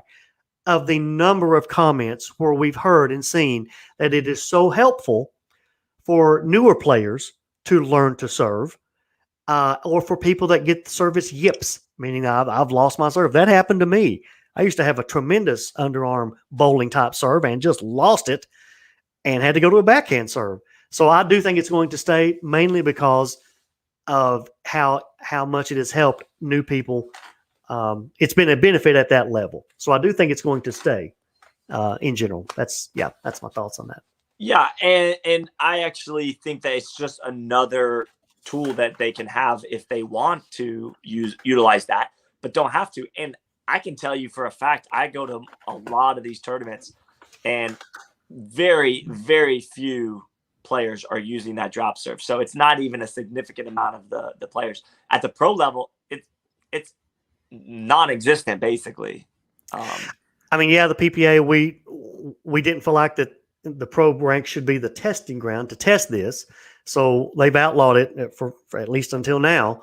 But even at other tournaments, I don't see a lot of pros using it. But that doesn't mean it's not helpful to lower. I think it's going to stay. I do. Yeah, I do. We could get into, oh gosh, there's so many things we could get into with the PPA and the USAPA. But we're not going to get into all that. Please don't. As far as, using some rules, not other ones, I don't even want to get into all that, because that's like a lot of opinionated stuff. Yeah. Oh boy. Yeah. We'll stick to just rules and things like that. This is interesting from Tim Harrington, and you may not want to address this either because you may not have the knowledge or understanding of it. Tim said, I hear that sanctioned and non-sanctioned tournament scores will be combined for ratings. And I believe what Tim is referring to, or what he's heard, is from a new rating system that's coming out, that's being unveiled, called DUPR, I think. So that might be. Do you have any knowledge of anything about that? Just what I've heard and read over. I would say, yeah, that's probably true. What he just said. Okay. It's going to take in. I think it's going to take in rec play results, isn't it? Something about rec games, and that's going to be interesting. We'll see how that goes. I'm sure there's going to have to be some type of structure with that. Sure. There's so many rec games that go on every single day, 7 days a week. So that'd be interesting to see how that goes. All right. Vito Sarni again says, hit the ball twice with one swing, good or fault. And if I swing and the ball hits my wrist in the middle of the swing. So that's two separate things. Let's address the first one. He hits the ball twice with one swinging motion. I want you to define that rule, because that is a very good question. Well, this is, I hope people can see on video. Double hits are allowed in normal playing motion, shall we say. For example, let's say I'm going to swing at a ball, okay? It happens to hit the base, the very bottom of the paddle, right near my handle, but I was putting a lot of flick on it, so it does happen to hit the very bottom base. And as it ricochets off, the very end of my paddle comes around and happens to, hit it again. That's a normal swing. That's just a part of swinging and flicking with your wrist. So double hits are allowed. There's terms like if it's in a continuous single direction motion, stuff like that. It's like, remember what they say in Congress, well, describe pornography. I can't describe it, but I know it when I see it. So it's one of those things. If you saw somebody swinging and they happen to hit twice in a normal motion, that's allowed. That's part of swinging hitting. Now, let's say the ball comes at me, boom, I hit it up off the paddle straight up. As it's coming back down, I hit it again. Obviously, that's illegal. You can't it's not volleyball. You can't set up the ball so you can smash it. So with two extremes there, that's double hits are allowed when it's a normal, continuous, same stroke, single direction, continuous motion. It's all in the same stroke, okay? But an intentional, I'm going to hit it up and then hit it again, that's a double hit. That's not allowed. So what was the last part of that question? The second part of that is the ball hits my wrist in the middle of a swing. So you're going to hit the ball and you just misjudge it a little bit. It hits your wrist area. Yes. So the rule there is if the ball hits your hand in contact with the paddle, and we're going to talk about that for a second. If the ball hits your hand and your hand is in contact with the paddle below the wrist, and I guess, the wrist is where the wrist joint bends, yes, then that's the same as hitting the paddle and it's still live and in play because, my goodness, we can't totally keep our hand out of the way. So let's talk about that a little bit. So that's okay. Your hand is in contact with the paddle. It hits your hand below the wrist. So let me go. I love doing this with people. Let's say I'm doing a two-handed shot, right? Both hands are in contact with the paddle. So if it hits my wrist on either hand, it's in contact with the paddle. Okay. Let's say, if you can see my fingers, let's say with my other hand, my fingers are kind of loose. Okay. And it hits my fingers. Well, my hand is in contact with the paddle. So that's legal. Then let's extend it all the way out. Let's say I'm holding the handle on one end and I've got my hand just touching the other end of the paddle, the far end, and my fingers are spread apart. If that ball happens to hit my fingers where my palm was just barely touching the paddle, technically that's legal because my hand was in contact with the paddle and it hit my hand below the wrist. So on one hand, it may look like, no, that can't be legal. But if you think about it, the hand was in contact with the paddle and it hit the hand below the wrist. That's a legal shot. So very good. Yeah, I like that explanation. I think you always do a good job of getting good clarity when people ask these questions, because I think that's the biggest thing, is giving people some real foundational understanding of what these rules are. Yeah. Okay. Scott LeBit said, I've asked this before. Gosh, this is a long one. Oh, good heavens. Tao Tongvan also chimed in a bit on this one before too, but I don't think we got a solid answer. Ball bounces over the net and is now coming back to the other side due to backspin, side spin, wind, whatever the factor. The person who hit the shot charges the net and places his paddle flat directly over it after it enters back on my court, potentially impeding the opponent from making a legal over the net play. And he wants to know legal or illegal. Okay, I'm saying this in all seriousness. I thought it was headed someplace with that. I kind of got lost, and it scares me to give an answer. I don't fully, if he could explain that a little more, or Scott, if you know exactly what he's talking about. I thought he was, let me cover one area and let's see if that's what he's talking about. It's probably not. Well, what do you think he's meaning there, Scott? It's just a little vague, and I'm scared to give an answer on something I'm seeing as vague. So what it sounded like was, I'm playing against you, Don. Okay. I hit a ball over the net, and due to the wind or backspin, it bounces on your side, and as it's coming back over. Okay. I charge the net and put my paddle out to block your ability to hit that ball on my side. In other words, but you're not actually touching them. You're just kind of getting in the way of their ability to do that. So he wants to know if that's legal or illegal. Okay, so let's talk about some basic concepts here because we're going to get there eventually. Okay, let me ask you, in general, you should have every bit of right to your court space on your side of the net. You should have access and availability to every bit of your court space and airspace above your court on your side of the net. You should have every bit of that, right? Nobody would disagree with that. I have every right to be any flipping where I want to be on my side of the net. Okay. So let's take it for step. You hit a shot to me, Scott. Yeah. And it comes over and it bounces in my zone, in my court. Number one, let's stop it right there. Did I not have a chance to hit that ball? Yes. I had a chance. Okay. The ball's got backspin. It's going back over. Okay. Now, what do we say? As I can still, as long as I follow the ball over, I can cross the plane, right? Because I still have a chance to hit it. So the ball crosses back over the net. I'm allowed to come back over. Okay. But now you're standing right there. Okay. Which should be your legal right. Yes, you're standing right there. You have every right to any airspace on your side of the court. Some people say that, Scott, you should get out of my way and let me finish my chance to play the ball. Well, the best way I can offer an answer to that is this. I can still go follow the ball across the plane and try to hit it. But if I touch you or hit you, I have distracted you now from your chance to play the ball. Okay? I do have the right to cross the plane of the net after the ball does to make a play on the ball, but my rights end where yours begin. Oh, if you were back in no man land, okay, and there's nothing I'm doing to interfere with you, I can still cross the plane and maybe tap it back in the net or tap it sideways and try to hit a winner. Of course, I can still do that. But you don't think of it just like, why should you, Scott? Why should you have to get out of the way when that ball has come back over on your side when I had a chance to hit it on my side? Agree. Right? Agree. Why should you have to get out of the way on your side of the net? Here's a better question. Boy, here's the blood pressure again.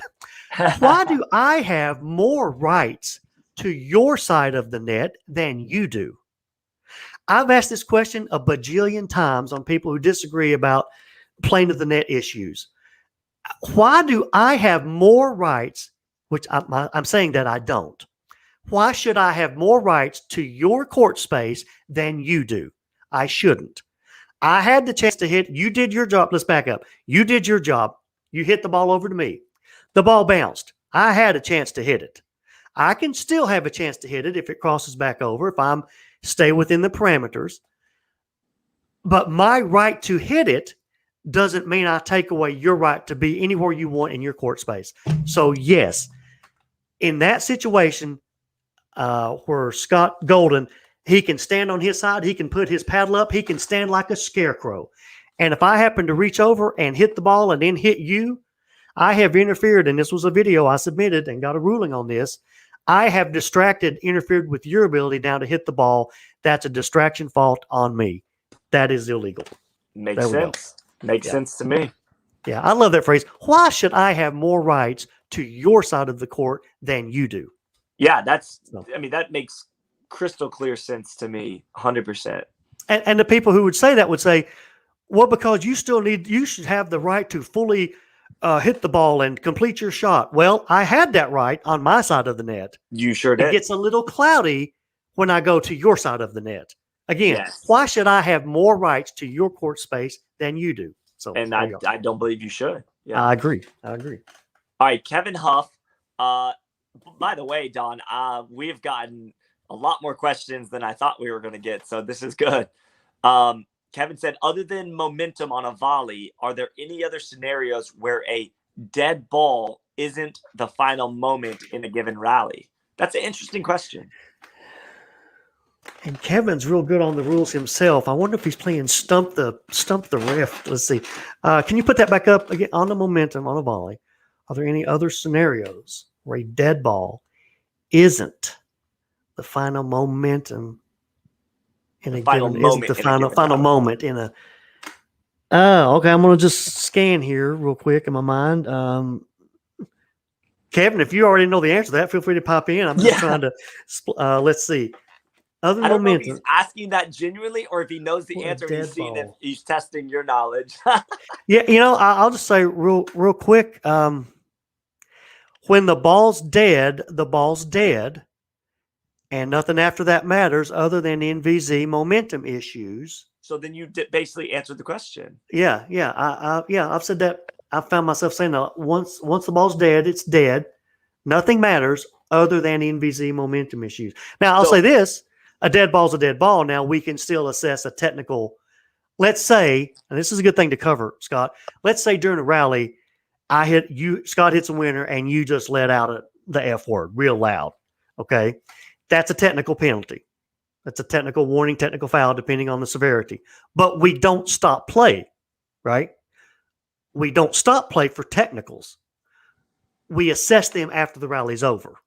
So, you could, let's say you're the server, you could have won that point. But I say it's egregious and a technical foul. I don't stop the rally. I let the rally play out. I would say point, but technical foul, excessive profanity. Now it's a point deduct. So, but even with technicals, technicals don't stop play. Okay. Only faults and hinders, balls coming on the court. That's the only thing that stops play. So to answer Kevin's question now, yes. Once the ball's dead other than NVZ momentum issues. Yeah. Okay. Final yeah. answer. I like it. Final answer. All right. Kumar Krishnan says, does the stacking order matter other than the players should be in their respective positions while serving or receiving? Do you understand what he's asking? I do. And the answer to that is no. This might be helpful. When I teach ref clinics, I teach this all the time because a lot of refs are worried about, oh, no, they're stacking. Look, there's only one person on each side of the net that matters. Okay? I'm choosing my words carefully here. It's not the server or receiver. It's the person who should be serving and the person who should be receiving. Okay? Ooh, I like that. There are only two people that matter. The person that should be serving and the person that should be receiving. So once we have that in mind, we don't care about the other person. They can be sitting on their shoulders if they want to. So here's a quick example. Let's say it's side out and the score is going to be 5-4. Okay. 5-4, odd to even. When I look up, I need to see the no band player, the non-starting server. I need to see no band serving to band. Okay. That's all that matters. Well, I know they're serving and receiving from the right-hand courts because it's a side out. Okay. So when I look up, I need to see no band serving to band. And when I look up, and that's why I tell refs, don't look up first and then see who you should see. Know who you should see before you look up from your score sheet. So I look up, no band has the ball. I glance over here, band is ready to receive. I don't care about the other people. So to answer the question, no, stackers don't matter. The only people that matter are the people that should serve and should receive. So I hope that helps. I like it. Good. All right. This is a circle back to earlier the discussion, but I wanted to bring this back up because I think this guy is asking a good or making a good statement. But I want to know, Don, have you ever had this discussion privately with the ref staff or whatever to try and go this direction? Or is this a no-go? Okay, look, this year especially, I've been accused of just trying to really make it so easy on players. And look, you've heard me say, when I get on the court, what's my phrase? I don't like any of y'all. That's my attitude. I'm not mad. I'll help you with a flat tire, but on the court, I don't like any of you. So with that said, I do like to remove the chess match, and I'll mention a couple of those that were removed. I would not go this far because I would probably agree that going this far of just putting people in the right position. Here, I know we don't use other sports, but here's a thought. You're watching football. There's the line of scrimmage, right? It's that imaginary line. You'll see the wide receivers go out. You see them sometimes, they'll stick their hand out to the ref, like saying, or the line judge saying, hey, am I good? Am I on my side? And the ref will, nod, or tell them. It's kind of preventative. It's kind of preventative. The ref won't come up and grab the receiver and say, back up 2 inches, right? So I'm okay if they ask. They can ask anything now, but I don't think it's going to go as far as to say, hey, player X, you're in the wrong spot. That probably is making it a little too easy on them, because that is the mental part of the game too, right? Mental mistakes can be made. So yes. Yeah. No, I love that. I'm going to bring myself back up real quick, and then we're going to talk about 2 other hot topics that I can think of for sure, and then we'll either wrap it up if we don't have any more questions, or if you want to talk about a couple of more things, we can do that. Okay. The first thing, this is a hot topic. We've seen it recently on the forum. This is the first of the 2-part hot topics. The first one is the player is at the non-volley zone. The ball goes up where they're going to be. It's kind of up and over their head, so they're going to have to go back to get it a little bit. Right. And they inadvertently push off with their foot, make contact with the non-volley zone, and then strike the ball. Now I'm going to leave that open because I want you to clarify the differences between the two things: striking the ball after pushing off and then reestablishing before striking after pushing off. Okay, so that happens a lot. A bad lob, a bad lob will go up and it's going to get smashed. People, and I know coaches that even teach this, to get back behind, to back up quick, you step forward to push off. That's a technique. Sad thing is you're at the NVZ. So most players are right-handed. So when players go back, most right-handed players will step forward with that left foot, and that's where the violation comes in. So I would say to up-and-coming refs, when you're watching with your peripheral, this dinking going on, the moment you see the one opponent hit the ball up like it's going to be a lob, you go boom. You go to the other side, you go to their feet and see if they're going to touch. So let's say a bad lob goes up. They'll step forward with that left foot, whichever foot, most time the left foot, and they'll touch. Now they have touched the zone, okay? So that means they can't volley, they can't hit it out of the air until both feet have what? Touched back outside the zone. They don't have to stay on the ground, but they have to touch. So think about it. Ball goes up, you step forward with that left foot. You've now qualified for a potential fault. You take a step back with your right foot, and the right foot, it's fine. The moment you take a step back, that right foot has touched outside. We need to get that left foot back down, okay? So now we got to wait for that left foot to come back down. And maybe as it's coming up in the air to come back down, that's when the player will reach up to volley. Now, the ref you cannot physically watch the moment the ball hits the paddle and exactly when the foot touches the ground. We aren't, chameleons that have separate eyeballs? Right. We can't do that. We have to watch the foot because we listen for the pop of the ball on the paddle. So it's a technique that takes practice. So player steps forward with the left foot. They're starting to lurch backwards. That right foot goes down. Right foot's clear. The left foot's coming up to eventually go back down. What I do is I watch for the left foot, and if I hear the pop of the ball before that left foot touches, then that's a fault. So you listen for the pop, and if the pop happens before the left foot touches, you have a fault, a push-off fault. So a couple nuances there, just to talk about it. Most players will step up with that left foot because they're, kind of lunging up in the air. You have to watch, though. Let's say a player steps forward with that left foot and then slides it back. Okay, the moment they slide it back past the white line, it's established. So you have to watch for that too. Not everybody will lift that foot off in the air. So that's what happens with the push-off fault. But if that left foot, the right foot's already established, if that left foot comes back down and then you hear the pop of the ball on the paddle, then they're clean and they're good to go. So some players will say this: I've called push-off faults because it happens very close to the line. But then by the time they hit it and I think about it and process it and inhale and finally say fault or no, they are back in no man's land. And they'll sit there and say, hey, how can I do that? I'm back here. Well, it's not where you end up. That's not the key. The key is, really, did that left foot, assuming the right foot has, did that left foot reestablish before you hit the ball? So it's not where you wind up. That's the key. You could wind up back at the baseline, but it's where did you hit the ball before both feet had established? So I know there's more questions with that, but is that a good starting point? That's great. That's great. Okay. We're going to bounce around just a little bit. This is why I love doing this. This gentleman, Stan Lehman, I guess tuned in a little late. You already answered this, but this is why I love it, because we do this because we want to bring clarity to the sport. This gentleman is still confused on the bounce and then the volley, because once it bounces, well, Don, you talk about it. Well, yeah, and I didn't know this either, Scott, till a long time. I'd have these tennis people coaching me with pickleball. They say, okay, let's practice some volleys. I go, okay, will you hit one first? So I know what you're talking about. So there's a volley is basically just hitting the ball out of the air before it bounces. And if a ball bounces, that's a ground stroke, right? Correct. Is that right? That's Okay. absolutely correct. So, Stan, are you saying if a ball bounces, now there's the key.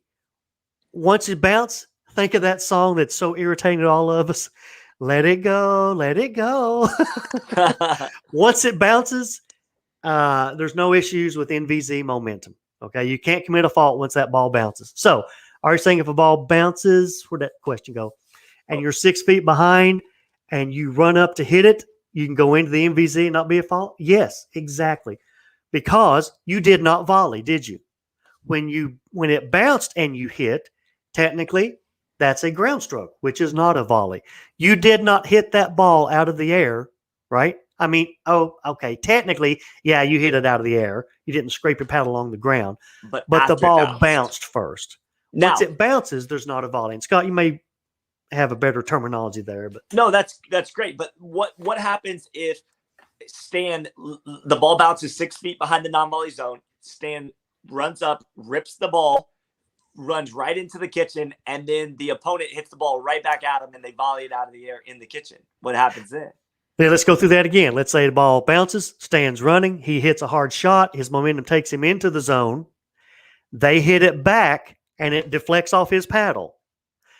When they hit it back, that deflecting off his paddle, that was out of the air, wasn't it? Yes. There was no ground stroke or no bounce. So in that situation, the moment it deflected off his paddle and he was in the zone, then technically, even though he was just defending himself, so to speak, he has volleyed while touching the NVZ. That would be a fault. There you go. So that's, again, when it reapplies is after the ball has crossed over the net and the opponent's now hitting it back to you again.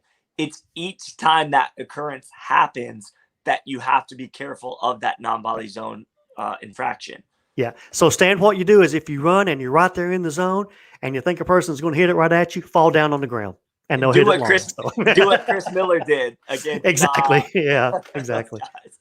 Yeah. All right. This is a good one from Scott Lippitz. What is the proper protocol for a referee when a player in a match receives unsolicited coaching? Now, he put unsolicited in big, bold terminology because that could just be a random fan throwing out coaching to this player. What do you think?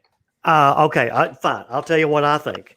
I think the coaching guidelines are ripe for controversy because now let's say this, Scott Lippitz, for your question. Let's say it's no doubt a coaching comment, like hit it to Scott Golden. Let's say they yell that out, right? The opponent.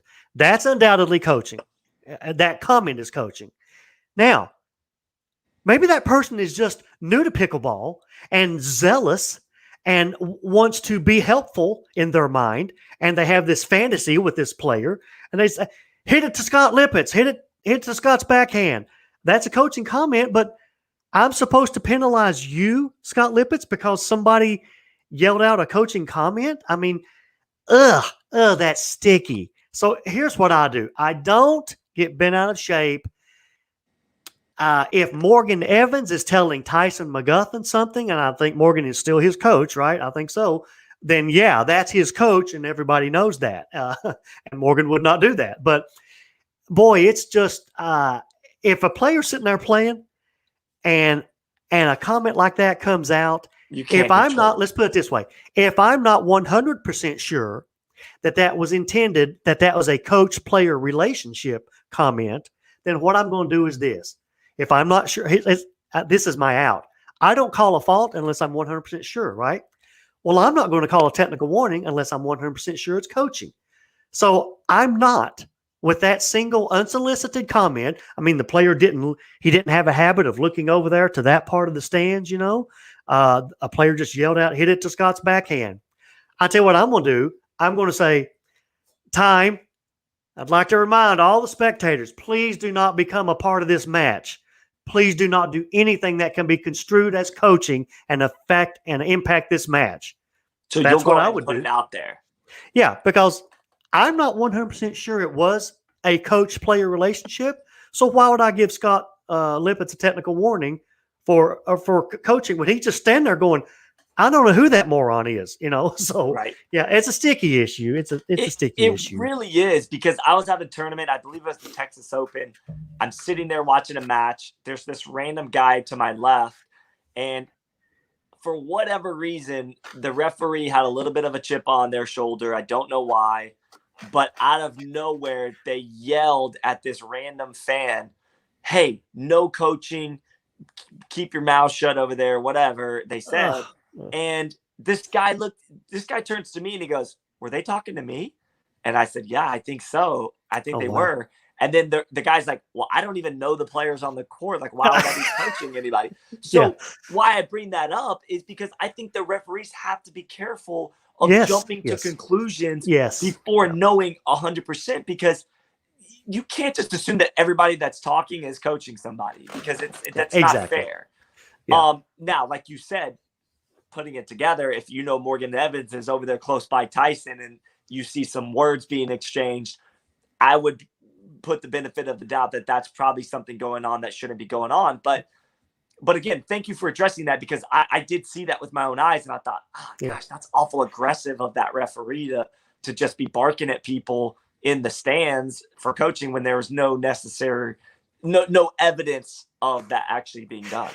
Because Scott Lippett's he'll be for the other team and coach the opponent to hopefully get a technical on the opponent. Yes, he's like a ventriloquist. I'm kidding, Scott Lippett. So. All right, Craig Holloway is watching from YouTube. Thanks, Craig, for the question. He said, making an Ernie move, player's foot breaks the plane of the net before making contact of the ball. Now, again, these are some of the questions that we addressed earlier, but some of you guys are tuning in late. That's a simple answer. Go ahead and address that. Scott, why don't you address that? Have you ever done that? Oh, my gosh. You guys... Have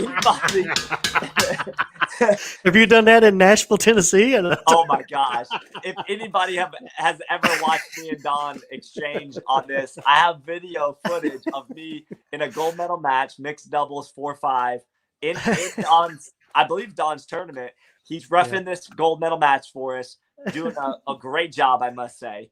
And I'm a pretty athletic guy. I see this ball coming over the net from my opponents.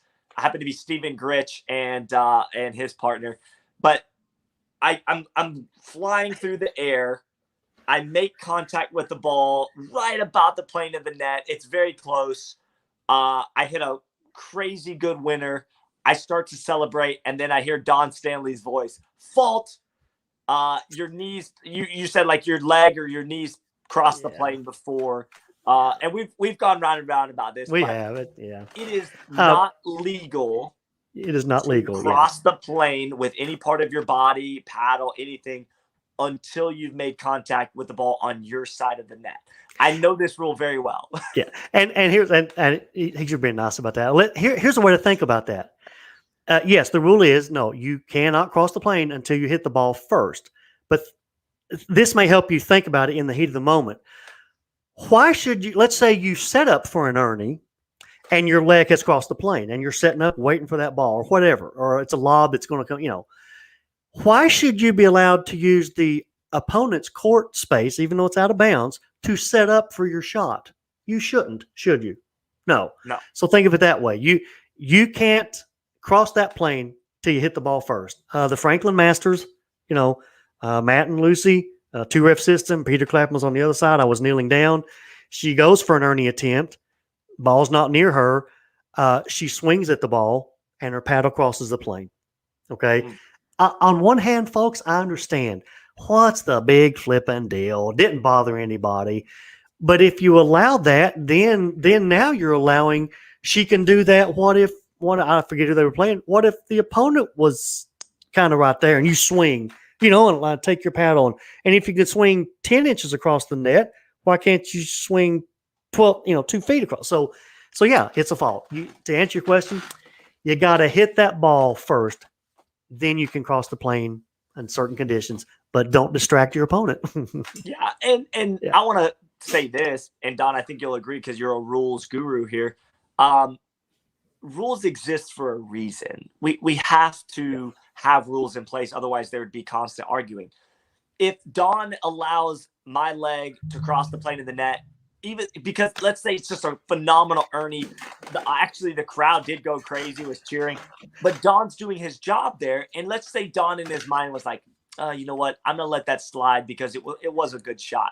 Well, then that's no different than if the opponent a few points later is stepped on the non-volley zone and hits a winning volley.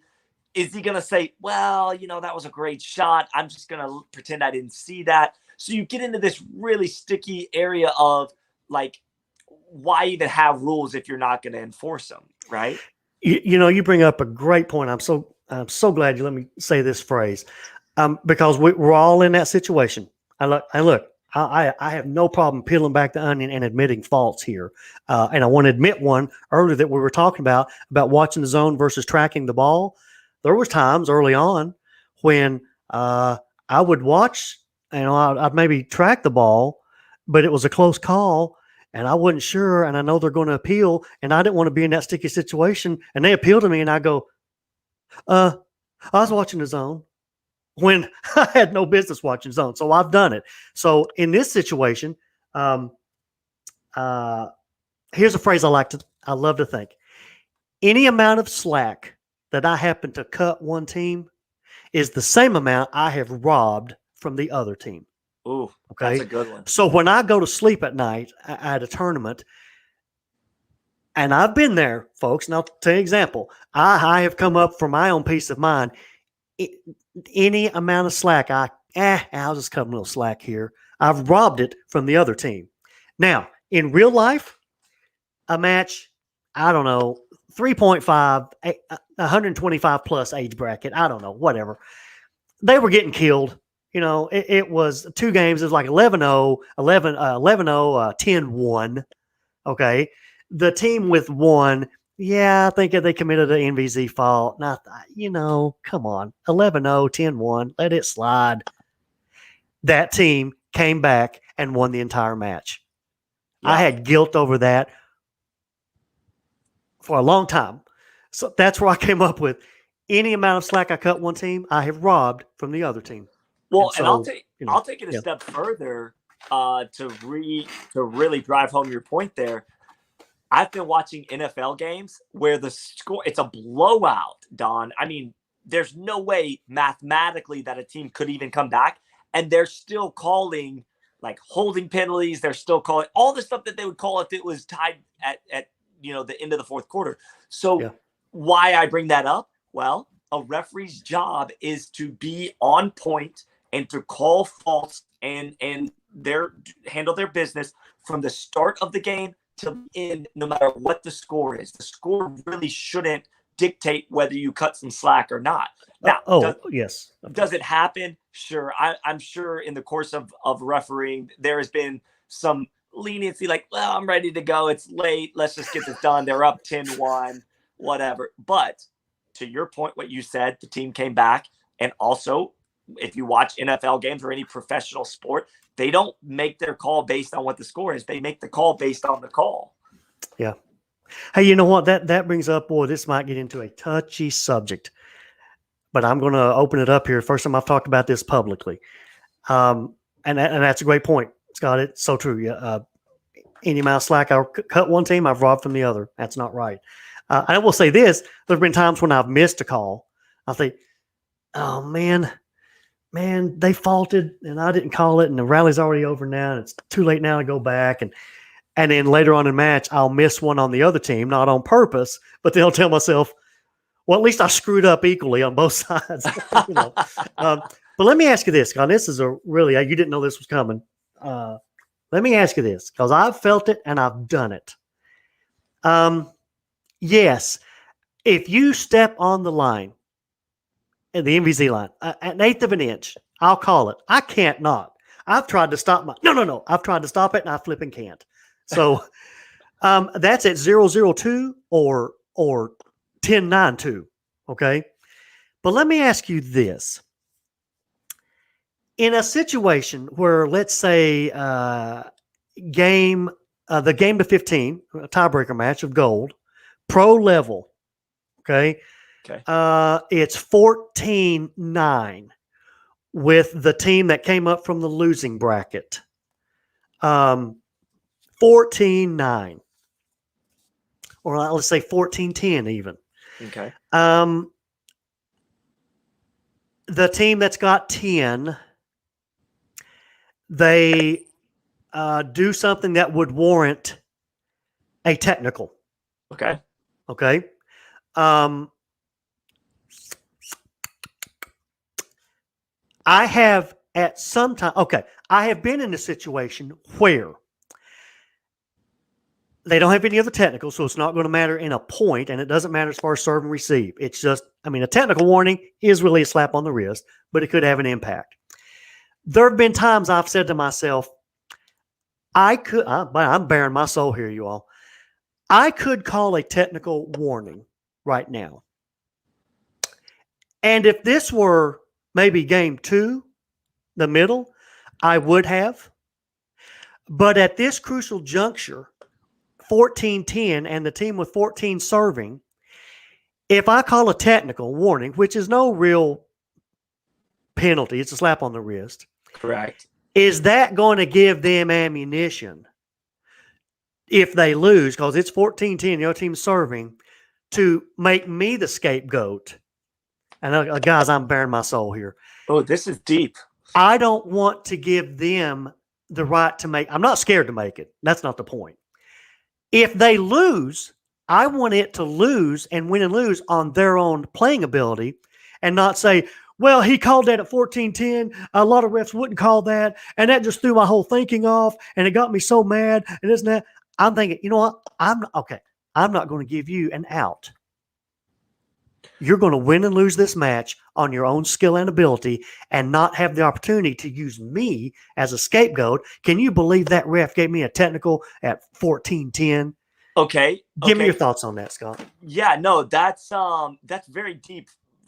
This is getting into some deep water, because this gets into very detailed thought processes of a referee in very specific situations.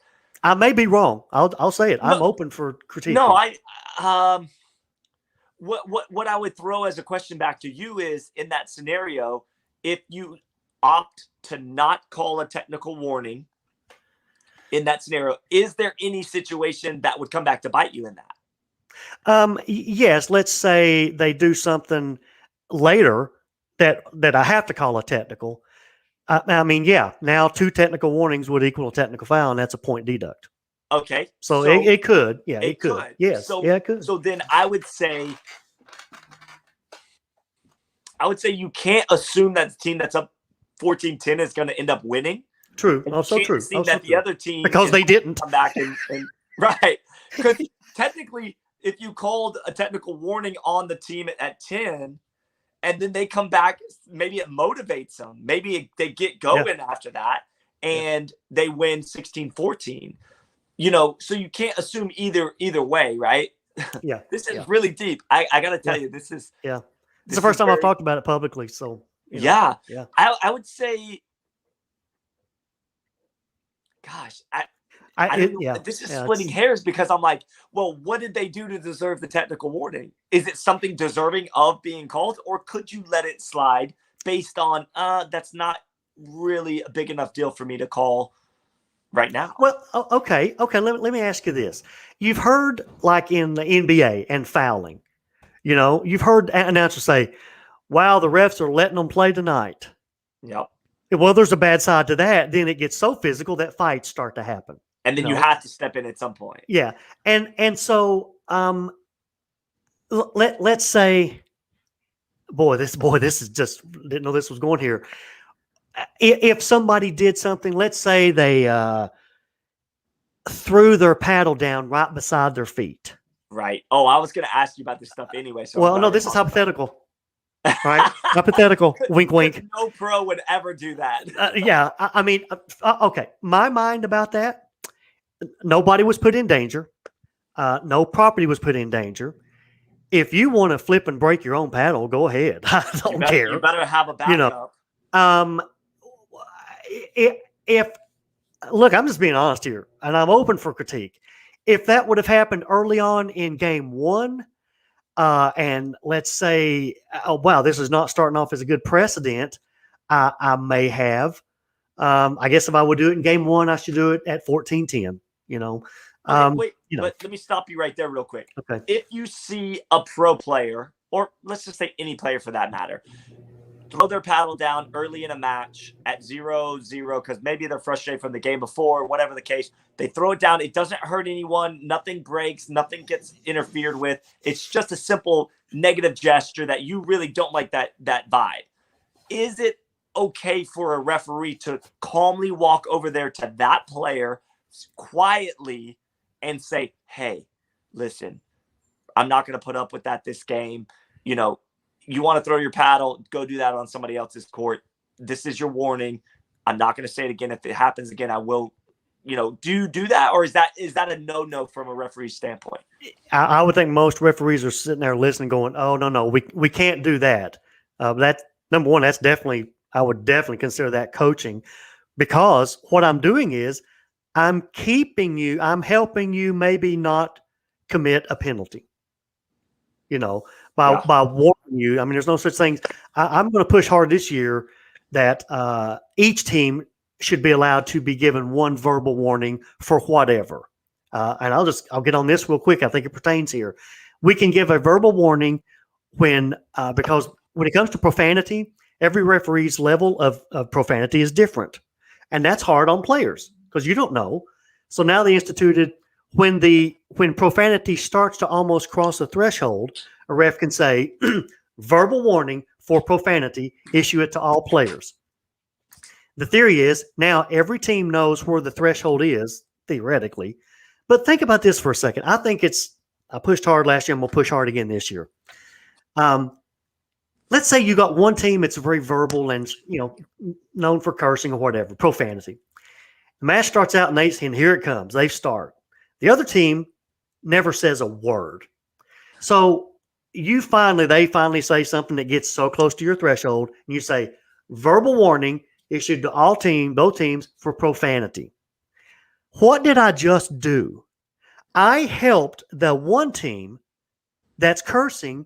I helped them at least by going, guys, easy, you're about to commit a penalty. But the other team that has never said a word, well, all I did was help one team not get close to an edge, right? That's why I think, to be fair and equal, each team should be able to have one verbal warning given for whatever, not just profanity. Because in this situation, where the player threw it down right at their feet, hypothetically, I would have no problem giving a verbal warning for unsportsmanlike conduct, because a verbal warning is truly nothing. Right. But it lets a referee say, look, I'm not going to tolerate that kind of stuff. Okay. I do think you should give it one for each team. But to get back to your question, well, I forgot what the question was. That I went on a soapbox. Well, I was just saying that is that possible, or is it good etiquette for a referee to come over and do that? But it's coaching. Yeah, it's coaching. I think about it. I've helped that one person not get too close to a cliff, and that's helping one team do something and not the other is, you know, definitely coaching. Coaching. I'm not gonna say which referee this is. This happened at the U.S. Open, though. Well, just text me. Okay, I'll text you later. I'm just kidding. If this referee's watching, like, I'm not here to call this ref out or anything, but I actually, in the moment when I was live streaming this match, I complimented the ref for being very patient. Well, let's just say this is all hypothetical. It's all hypothetical. Yeah, it's hypothetical. It's a very hypothetical situation. Okay. In this hypothetical situation, the referee heard cursing from both teams. Once it happened on the right, and this referee hypothetically came over and said, hey, this match is a good match. I don't want to get into calling these things. You know, let's tone it down. I heard it. And then it happened again from the other team. And again, same thing to the other team. So no warnings, no technical fouls or anything, just kind of like coaching, I guess. I didn't even think about it like that at the time, but I do feel like hypothetically, it's all hypothetical. as a referee looking at it now after we've had this discussion, like you should either be calling technical warnings, technical fouls, or you don't say anything. That's a good point, Scott. I think I got some good thoughts here. I have been in this situation. We all have. All refs have. And I know what they're feeling. I'm not being cocky here, but I'm pretty sure I know what they're feeling. They don't want to get into the sticky situation of calling a technical. So let's just, hey guys, what you're listening is, don't put me in a situation where I have to call a technical. So let's just stop it. Just stop it. Now, it kind of worked out, and that's hypothetical because both teams did it. But think about it. What if just the one team had done it? And they were getting close to getting a technical. This ref, hypothetically, just helped that one team back off from the cliff, which if they hadn't have done that, maybe the next time they did it, it was escalated and the ref would have had to call a technical. So, yeah, you just can't do that. Although I would opt for, I do think allowing one verbal warning for anything is a great tool a ref can have, because this brings up a good point. Scott, I want to talk about it, and you're a player. Yeah, all players, boy, they're so keen and hip on, hey, we really want to crack down on refs controlling out of, bad behavior. We're all for, and this is a pet peeve,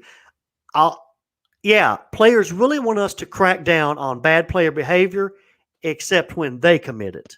Oh, ouch. Ouch. I'm just saying, when they commit it and we happen to start to do our crackdown, well, now we're just a power-hungry ref. Right. Okay? We can talk about this. Everybody wants us to crack down on how can you let that go on. Yeah, it's all cracking down until you commit it. And then I'm all of a sudden a power-hungry ref who just wants to show his power. So, thoughts?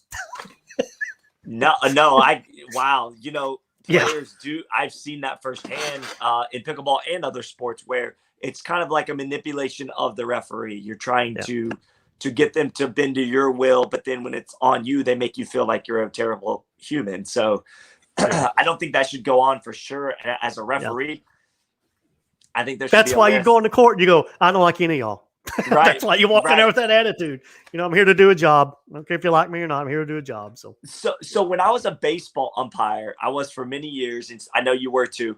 I always had like a mental note of which coaches pushed a little more and which ones were a little more manipulative, aggressive.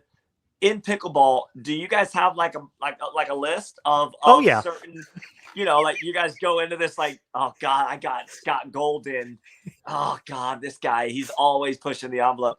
I mean, do you guys know which ones? And we don't have to talk about specific players or anything, but I mean, I'm sure I'm on some kind of referee list, you know what I mean, of guys that give refs hard times.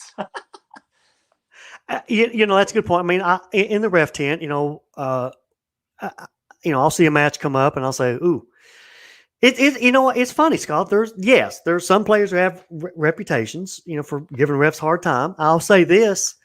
There are some male players who have reputation for pushing female refs to see how much they can get away with. And I find that disturbing. No, that's bothersome. Along with sexist, it's bothersome. And I feel for the female refs, because then I've talked with one female ref before that said, I won't let a man talk to me that way on the court. And I said, wait, are you saying, so you'd give a man a technical? Oh yeah, in a heartbeat. But what if a woman said it? No, I'm not going to let it. That's just as bad too. I think you can't look at it in that. You can't look at it that way. There are people playing the court. I'll say this. It's funny. I'll say, hey, like a level 2, hey, this, look, these players, hey, they can get testy. I know one player, I've heard it verbatim. One player says, I intentionally do something to get a technical called on me because it fires me up. Okay. And I just go, well, let's just do that at the very first. Let's check paddles. Can I give you your technical now? Let me just hit you with that technical early. And then I was like, look, you just, don't be overly whatever, but this is a hard match. And they come back and they go, they were angels. Yeah, I had they appealed a couple calls, but they were angels. So it's, no doubt some players have reputations and come back and go, not a problem, so. So It's interesting. I've got a question. Okay. Is there a time where a referee should step in when there is berating, belittling from one player to the other team, a player? Like, for example, if there's a close out call made and one team doesn't agree and they start to, even though it's player to player, and you really as a referee should not get involved in things probably. Is there a scenario where you step in and say, okay, that's too much, that's too far? Because maybe they're accusing that person of being a cheater. Maybe they're trying to get in their head, and it looks very intentional in what they're doing to try to get. There's guidelines. We can do that for unsportsmanlike conduct. Okay, so you would threats of any nature. Yeah, you can. Here now, let's think about it, though. It all starts somewhere, right? And it creeps up like the old put your hands on the bat handle, and keep climbing the ladder. This is where another good reason I think a verbal warning would be very helpful. The minute it starts, you just hit if I had the tool to use a verbal warning, unsportsmanlike conduct, they go, oh, wow. It doesn't mean squat. And it will never have an impact on a point or anything, right? But it lets players know, hey, we're going to stop that. We're going to nip that in the bud, Barney Fife, right now. Right. Okay. And it has no impact whatsoever. So I think the verbal warning for each team, for more than just profanity, it would be a great tool to have to help control a match not get out of hand. But yes, if they like flipping the bird, if you turned around, somebody looked at you after a winning shot and they go, yeah. If you turned around and maybe down by your thigh, just flipped the bird, did I see that? But it's one thing if you take both fingers and right across the net, my point is there's levels to all this stuff. And it's each ref's judgment. But a verbal warning would be a great tool to help us control the match to not get out of hand. And let's let the skill and ability of the players win this match, not who can keep their temper the best, So right. Yeah. Okay. Boy, we got into some deep stuff there. That was good. I think for the average player maybe watching, they're going like, whoa, I'm just trying to learn how to stay out of the NVZ. But that was good. For some of the more advanced players, I think we're getting into some of those nuances of high level play and kind of the things that happen on the court that you and I have seen. Look, there's more money. There's more money coming into the sport and sponsorships and pressure. And people think, we're just one big family. Hey, if my family member starts to impact my income, I'm gonna have a problem with that family member. So I just, I'm really professionalism. We're there to do a job. For sure. And I want to ask this question to you as a referee who's been around for a while now and has seen the sport grow. And as the sport's grown, so as the referee expectations. It's because you're getting certified different levels. Pay has not seen a huge increase, but has upped slightly since I first came around. It used to be that you volunteered, then it was $5. Now it's $7, sometimes $10. Sure. My question to you is, I want to know your perspective on how you view this. As the sport continues to grow and more money comes into the sport, and you guys are seeing these pro level players getting big checks, do you guys as referees feel like you should grow and be compensated as so the sport grows? Well, I think I got it would be so easy to just go, we need to get paid more. It'd be so easy to say that. I think I got some good thoughts on this because we talk about it a lot. Okay. Just like Tiger Woods, the more he made, it rose the level for everybody. Right. So yes, I know there was an interview on Shepard Smith with Ben Johns. The more Ben Johns makes, the more everybody's going to make it. The boat rises, with all of us in it. I'll say this. I was fortunate. I worked a full-time job because I say this with entire humility. I guess I rose up through the ref ranks pretty quick, especially to be offered a head ref job for the PPA, because I was working a full-time job, and I took all my vacation days to go to tournaments. Thankfully, my wife to go to California and ref nationals, I went in the hole $2,000. Okay, $1,500, $1,800, $2,000. That trend could not have continued forever. My wife was very gracious in letting me fund my hobby, as she calls it. I've been very blessed by God. I'll give that credit to have been offered a job to where I don't go in the hole now. But most refs, 99% of the refs aren't in that situation. So I'll say this. If refs travel, unless they're local, if they travel, they lose money. They pay money out of their pocket to come and ref and help a tournament. And I know, and I'll say this, here at Soapbox, well, we have other people that volunteer, our volunteers, court monitors or whatever, and thank God for all of them. They don't get paid. They volunteer. You know, it's one thing to volunteer at a keeping the water buckets full, but to go out and get paid to be in the heat of battle and to be a ref, and you know what it's like, Scott. You've been an umpire. Oh, yeah. I mean, it's a little different. It's a little different than somebody who's making sure that the bananas are sliced. Okay, you put yourself in the heat of battle. Every ref that travels, they lose money. They pay money out of their pockets, even though they do get paid some. They pay money out of their pockets to go do it. So what does that lend towards? Look, had I not been offered the ref job with PPA, I could not have continued on with my traveling and reffing. I would have had to stay local around Nashville. Maybe the one I could have gone to was maybe the U.S. Open, okay, or maybe one a year, which is not great. It doesn't get you a whole lot of experience. So the way it's currently set up, I hate to say it, it's suited to people who are retired, have an income that they can travel, have the time to do it, don't need to take vacation days to do it. And I'll say this, look, we need younger refs. We need younger refs. I'm going to get in trouble for this one, but I'll say it. The older you get, the mental sharpness starts to go. And I'm in that category myself. We need younger refs, but we can't expect them to take vacation days and take money out of their pocket to lose money to go and help refs. So yes, there is a gigantic need. So what do? I'm facing this right now. There's a lot of there's 2 tours out there. There's a lot of tournaments. The ref load is not keeping up. So I need refs. So maybe I can't be as picky on the quality level. So the ref load is not keeping up with the load. It's not. So in particular, this has nothing to do with the PPA, but at the U.S. Open, it's over 2,000 players there. They were having a tough time finding enough refs. I was playing in two 5.0 divisions, and 3 different times I started games with no refs. I mean, because they just simply said, we don't have enough.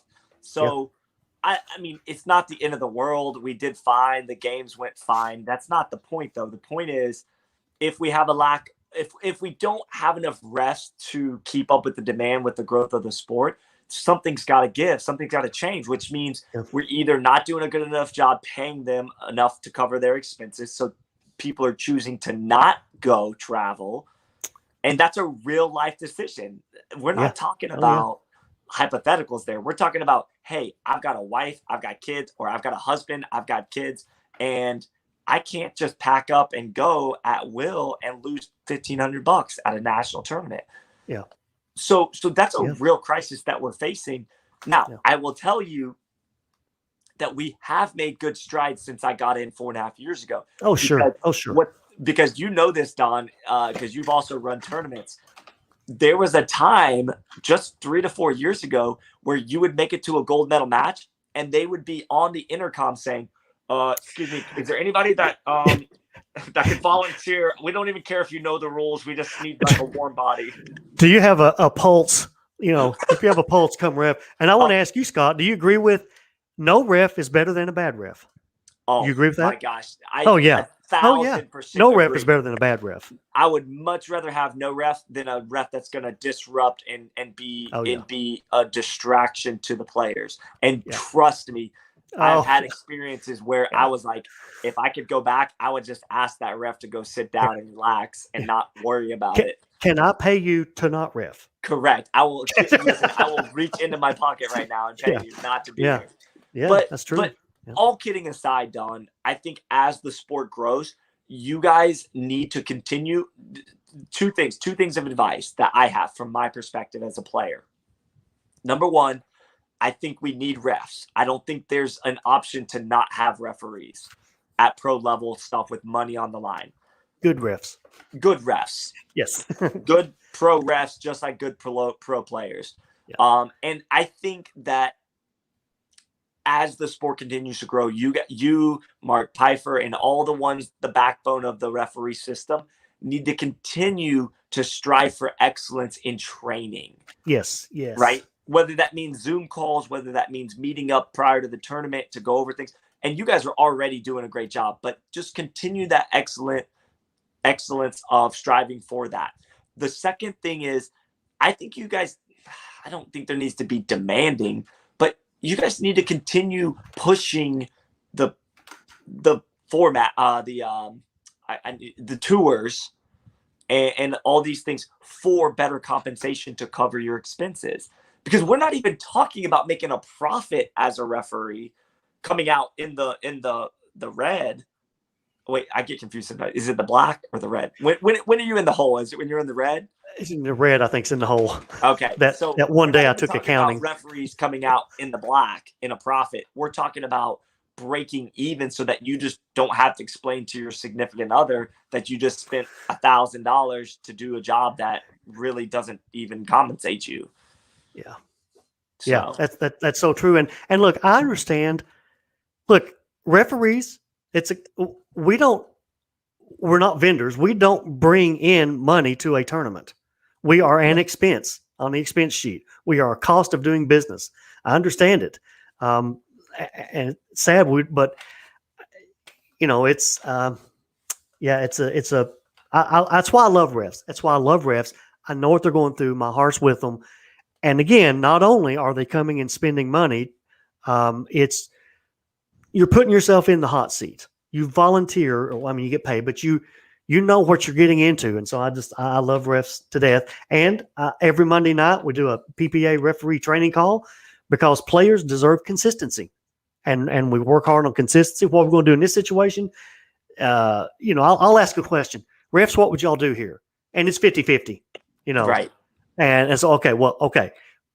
At PPA, we're going to do it this way because we got to give the players consistency. So it's, I would like this thing of let's envision ourselves in the future, professional, getting paid well. Let's see ourselves there and hope to make that happen. So now we've got PPA, APP, USAPA.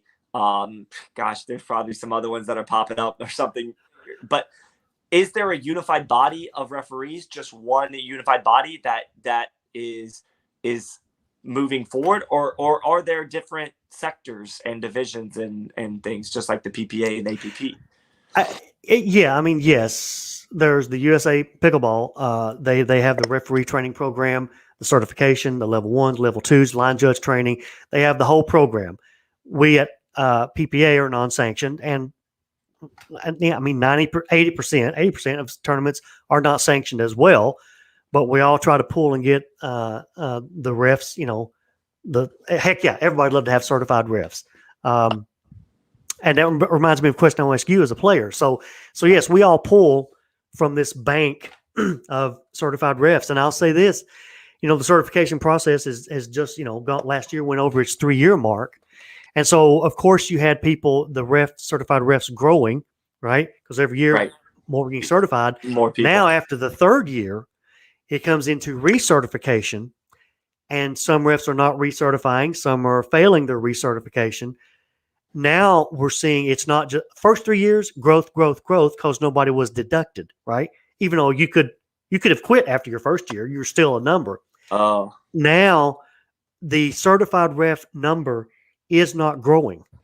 Okay, it's actually, I think, yes, and maybe Mark would know for sure, but I've heard times right up at 200. Now I'm hearing right at the upper 180s. So it's even Because, yes, dropped there are almost. new refs coming in, and that same many, like when I took a trip to Florida one time, I was riding in a shuttle with the guy, and the van driver said, there are over 1,000 people a day that move into the greater Orlando area. And I went, okay, well, how many die a day? Because we could not be talking about a wash here, So, so yeah, we all pull from USA Pickleball and are Okay. thankful for it. So it's, and you think of it, the APP this year has 18, PPA had 15. Next year, PPA has 20. There's a whole lot more tournaments and a big need for refs.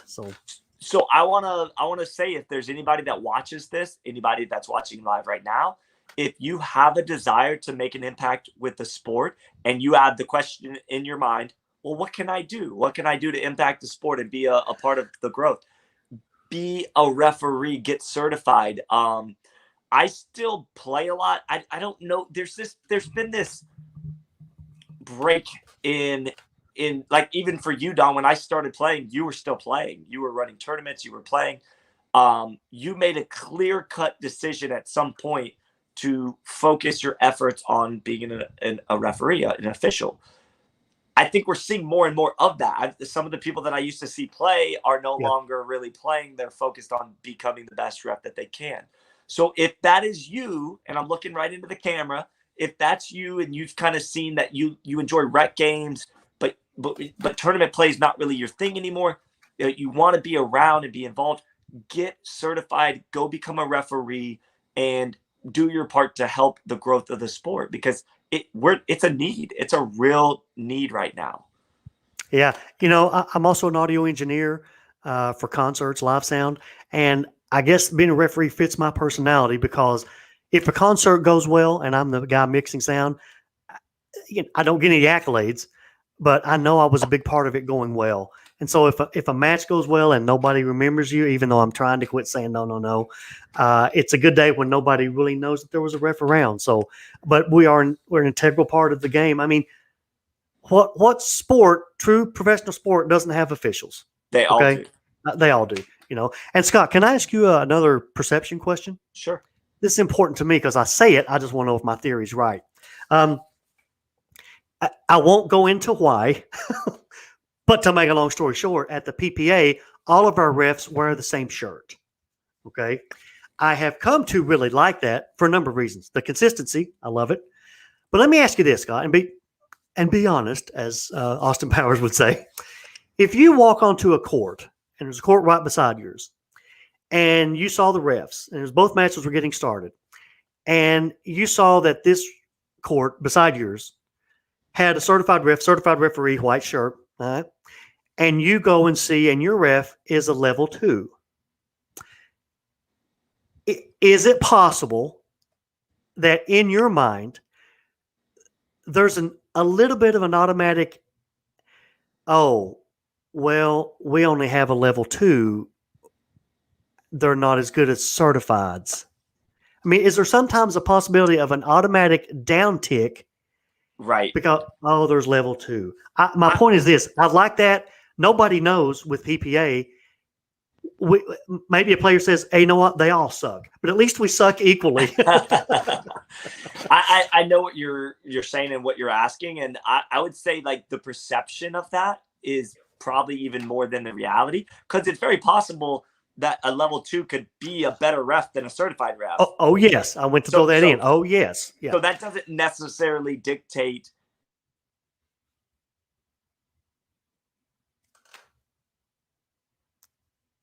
I can't hear you. Hang on one second. Okay, I got you now. Am I back? Yep. Okay, hold on. All right, we're back. Good. Somebody was calling me there. So what I'm saying is, yes, the perception of that could be that you would go, oh, like, I got a level 2. Like, that's a little disappointing because Joe Smith over here next to me has got the certified ref. So to your point, I think it's important that all the refs look identical, look the same, and you not know as a player exactly what you're getting. And you should assume that all of them are qualified to do their job just the same. Or assume that we all suck as long as you do it equally. As when I'll have a new ref come to work a PPA event, they'll have their level 2 lanyard and everything, and I'll say, I don't want to force you. I kind of want to force you, but how would you feel about not wearing that level 2? Because if you wear it, they know you're going to be a level 2. But if you don't wear it, they might assume you're certified. It's just can't hurt. But I love the consistency of it. I love everybody looking the same. Right. And as an announcer for the PPA tour, there are times where we want to give credit to the referees that are out there on main court, on center court. But I'm leery of saying the word certified referee if I don't know for sure. So I actually don't reference certified a whole lot unless I know for sure. But I won't even say it.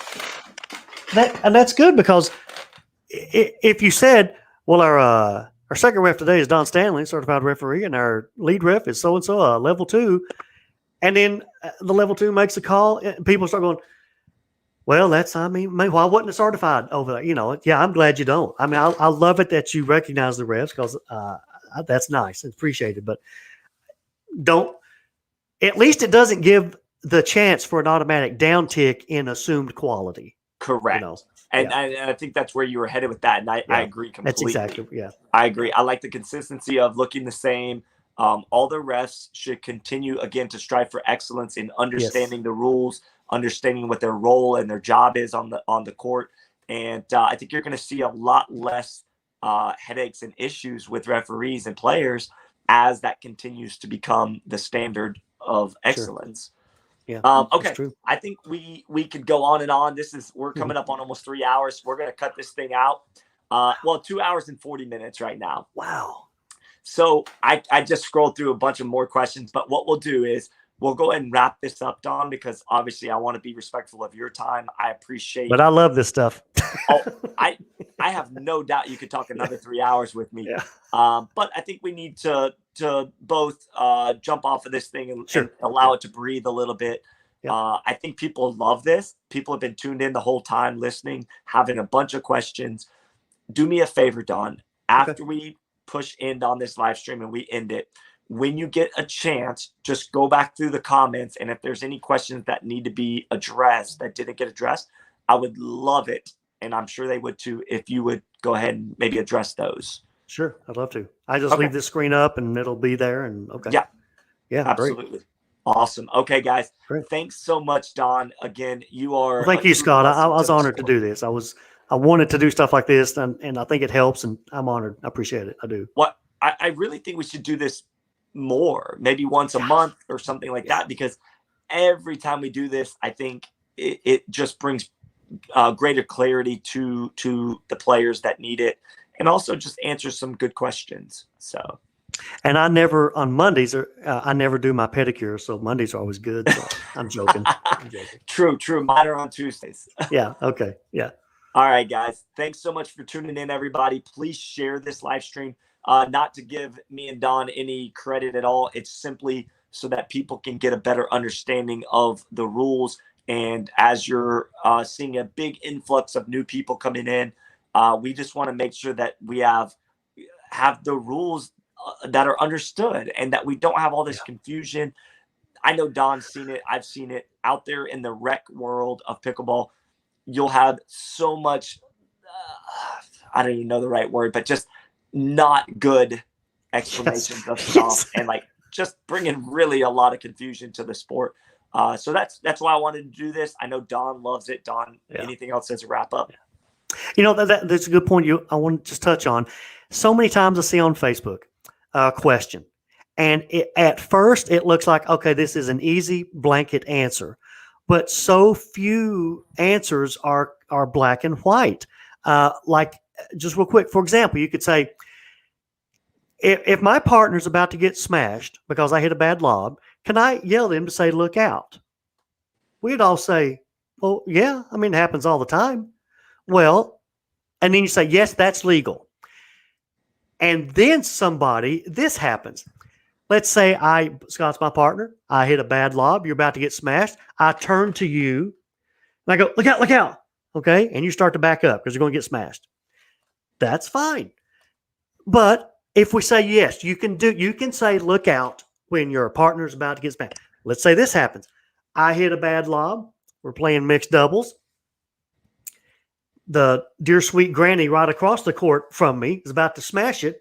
I step into the net, lean towards her. I don't cross the plane, but I lean towards her and I yell, "Look out!" right as she's about to hit it. Well, no, that's a distraction. Okay. So I see this so many times. It's so easy for people to give what they seem to be as blanket. Oh, yeah, you can do that. But if you really think about it, in some cases you can't. So be careful of black and white questions. And a lot of times the person asking the question is they really just want you to agree with them so they can go back and say, I checked on the internet, So just be real careful. There's seemingly sometimes answers. A lot of times I'll go, that's a ref judgment call. Everybody's going, yes, that's a fault. Yes, yes, yes. Well, not all the time. It's a ref judgment call. So be careful. That's just something that, little pet peeve of mine. A lot of it is, I think what I hear you saying is intent. It's the intent of that situation. It's just so easy to see a written black and white question on Facebook and say, okay, yes, that's 100% legal. Not all the time, because nothing's very, it's a lot of things come into play. So for sure. Okay. I know we're wrapping it up, but this is from Janelle. This says, as a new level 2 referee, is there a place to watch videos to see certain scenarios and to keep consistency? Would love to watch some with issues. Is there anything out there right now, or is there nothing uniformed with that? Boy, there's a danger in saying, we'll just go watch all the matches from the APP Tour, the PPA Tour, or the US Open, because some things you see refs do, we don't want to do, right? I will say this, if you're on Facebook, every Monday night there's a private group called PPA Referee. I designed it for people who want to ref PPA events, but really it's for any ref or anybody who wants to learn about reffing, talk about rules, consistency. It's just called PPA Referee. It's a private group, meaning if you submit a request to join and I approve it, and I approve everyone, we can talk about anything we want because it's private. I'm not held by certain guidelines. Okay. There we talk about every Monday night at 6 Pacific, 9 Eastern. We do a 1-2 hour phone call with stuff like this. And it's a bunch of referees and we get into minutia for consistency's sake. So that's a place. It's almost dangerous. I don't know of a place to say, here's a bunch of videos with the way you're supposed to do things. Because the bad thing about that is, if you put up a video, okay, here's what not to do. I know a lot of videos like that.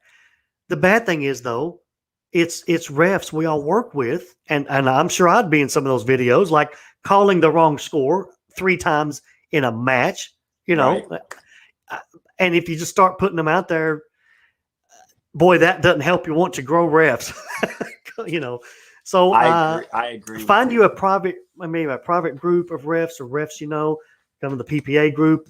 I think you'd have better success in finding groups of refs to help with that stuff rather than videos. Because the sad thing is, there's us refs in them, and nobody wants to be put out there on Facebook to be skewered or crucified. So right, and I've been guilty in the past of not considering other people's feelings when I post videos. You don't think about either the referee being an issue there or like another player, so you have to be considerate of that. And Don, I swear I'm going to let you get off this thing and wrap up. But there was the other hot topic that I was going to bring up that I just remembered. We didn't talk about it. I saw this recently. Hypothetically? Well, yeah, hypothetically. Okay. In a hypothetical thing you saw.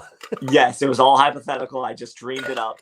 A player was basically barking online about their opponent yelling out, and then they stopped because they heard the word out, and then the team that yelled out hit the ball after it bounced because it landed in, and that team that heard out got upset because they said, well, we heard out, we stopped playing, we shouldn't lose that point. Talk about, first of all, bring some clarity to the actual rules of that, and then talk about that scenario, what makes the most sense with that scenario. That's good. I think I got some good thoughts here. My wife says I pat myself on the back, and I say, well, somebody's got to. So let's talk about that issue of player communication versus an actual line call. All right. Well, on one hand, we can have player communication. Hey, look out, no, hit, bounce it, whatever, out. Sad thing is the word out is also an official line call as far as like long, wide. Anyway, we have two sides of that fence, right? Player communication. And then the other side of that fence is an actual line call. When you make a line call, the ball's dead. So there's that fence, or I'll say that razor thin dividing line. Okay. And there has to be a thin razor dividing line. And we'll talk about that in a second. So that dividing line is when the ball bounces. Number one, it's an audible cue. You can usually hear the ball bounce, right? But the problem comes in this. Right before the ball bounces, a partner yells out, which is technically still player communication, but it's right before the ball bounces. And we're so used to dropping our guard when you hear the word out that maybe you weren't paying attention. Well, did they say that a split second before the ball bounced? So right before the ball bounces, the partner says out, but the player sees it as in and goes ahead and hits it, and it's still live and in play. Technically, before the bounce was player communication, which is nothing. It's player communication. It's not a line call. So the ball's still live. Player hits it because it was in, and the other team has dropped their guard, and now the rally's lost. And I can understand the frustration in that. But let me ask you, we've had this debate many times. Say, well, it's too close to the bounce of the ball. That's just right for argument. They said it needs to be a little bit before the bounce of the ball. I said, okay, fine. How long? 1 second? Yeah. They need to make a line call 1 second before the bounce of the ball. Well, just think of it, folks. Now we've moved that razor thin dividing line from the bounce of the ball to 1 second. It's still the razor thin dividing line, but now we got to throw in, well, what the heck's 1 second? Okay. Right. So no matter where you move that razor thin dividing line, it's going to be an issue when balls are close, when things happen close to that dividing line. What better way to have a dividing line than an actual bounce, which you sometimes can hear? So that's the inherent problem. It's going to be an inherent problem. The other side to that is this, and they thought about it last year. Let's say the only official word for a line call is out. And even if you say out before it bounces, that is a line call. And so now the issue is let's make it. The word out is an official line call, and it always means a dead ball. Well, now you're going to have the process of trying to retrain all the players that say the word out as far as bounce it, no, wait, no, they say out. Okay. So they said, well, that ain't going to work either. So I guess the only thing I could recommend is if it's anywhere close and you hear out, you just keep on playing. You keep that ball back in play. If they catch the ball and stop it and say, hey, we called it out. Okay, well, I wanted to make sure because I wasn't sure. Just I'd always hit the ball back just to be safe. Right. That's what I'd do. So I was hoping you would say that because the argument from people is, oh, well, I heard out, so I stopped. And it's like, don't stop play. Because they could have said something else completely and you thought you heard out, but they didn't actually say out. There could be that they did say out, but they're communicating to their partner. And so the general rule of thumb that I was told is if the ball is hit over the net and it's in flight and you hear out, you assume that that's the partner telling the other partner it's looking like it's going to go out. Then they wait for it to bounce. And if it's in, you don't say anything. You just play the ball as if it was live. And if it is, in fact, out, you need to make a second out call to confirm that ball actually is out. Yeah, that's great. That's great stuff. That's great stuff. You should teach that. I think I learned it from you. Yeah, that's great stuff. Yeah. But just hearing the word out when the ball is in flight, do not stop your gameplay. Yeah. Also, I think it is a little tacky to yell out when the ball's still in flight, but it's their right to do so. And just a little advice. it's hard to retrain somebody from getting out of a habit of saying what they want. Exactly. Yeah. But like, yeah, that's a huge thing. People are creatures of habit. But my partner, Megan, for mixed doubles, Megan Hall says, watch. So I'm not saying that people need to change or anything, but if you want to come up with a good word, the word watch is a good one because it's not saying definitively that you think the ball's out or in. It's just watch so that you make sure that you're keeping an eye on that ball bouncing and then to make your call after that. But each their own. I mean, I can't really jump on anybody about breaking a habit because I've been trying for 2 years to stop saying no, and I just can't. So I know, and it's extremely tough. We're all creatures of habit and do those things out of habit, habitual things. Hey, can I ask you one more? Sure. Okay, I've submitted this, and I feel strongly about it. I feel very strongly about it. The whole issue of when the ref calls a wrong score, and we can bring it up before the third shot happens. And if the ref had called the wrong score, then it's a replay. But if you bring it up after the third shot, let me talk about it. I want to ask your opinion as a player. Okay. So if the ref calls the wrong score, there's a window of time we can do something about it. That window of time is from the moment it's served up until the third shot actually occurs. Okay. You can stop play. Yes. If the ref called the wrong score, you can stop play and it'll be a replay because that can throw some people's thinking off. Wait, he said 5, I've got 4, yada, yada. Now, if the ref calls the wrong score and you stop play after the third shot, that's a fault. And they say, well, why can't you do it all the way to the end of the rally? Well, here's why. Let's say the ref calls the wrong score and I'm the receiving team. Okay. Ooh, I know the ref called the wrong score, but I'm going to keep this ref called the wrong score card in my pocket in case I lose the rally. So if I win the rally, c'est la vie. But if I lose the rally, I then go, oh, hang on, ref. This 70 dink rally is now invalid because, pulled out of my pocket, you called the score wrong. Now it's a replay. So that's why they made a window of time when you can do something about it and it'll be a replay. Now, along with that, there's the issue of what if you think the ref called the wrong score and they didn't? Well, that's a fault. Okay. Right. Let me ask you this. Yes. Go ahead. Yeah. Go ahead and say no. I'm with you. So let me ask you. Here's a scenario. I'm promoting that the whole thing with wrong score called challenges be removed. And here's why. I pointed at you. And here's why. Let's say, like in Tampa, in the men's pro gold match, I called the score wrong 3 times. 3 times. I don't think I've ever done it that many. Now, what happened? We corrected it before the serve.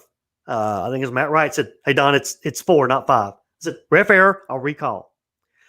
One time was done after the rally. Okay. Wrong score calls are about the minimal thing a ref can do wrong. Okay. Because let's just most time they get fixed before the serve. Sometimes they'll fix it after the rally's over. Hey, ref, you said it was 3. We only have 2. Okay. Thank you. So let's say I called the score wrong 3 times. Scott, would it be beyond your imagination? Let's say you're one of the players. If I've done it wrong 3 times, it wouldn't be way out of mind for you to think I might do it a 4th, right? I've already done it 3. Right. So here it is, game 3, 10-9. Serving team serving at 10-9. You think I called the score wrong for the 4th time this match, and you catch the ball as the receiver. You said, Don, dude, you called the wrong score again. This time, I didn't. So that's a fault on you. And you lose the game. Point game match. It's too severe. It reared its ugly head in Tampa, not that specific situation, different match. But to me, look at the bad potential that can happen in that situation and cost a match. When I had done it 3 times already, and this specifically didn't happen, but it's something close in another match. I contend this. Remove 4K2. Remove this challenging a score call and possible fault if you're wrong. Either do this. If the ref calls the wrong score, either fix it before the serve or after the rally's over. Yes. Otherwise, just play the dang ball. Just play it and don't stop play for a wrong score call, and you'll never get bit in the butt and lose a match when the ref like me called it wrong 3 times.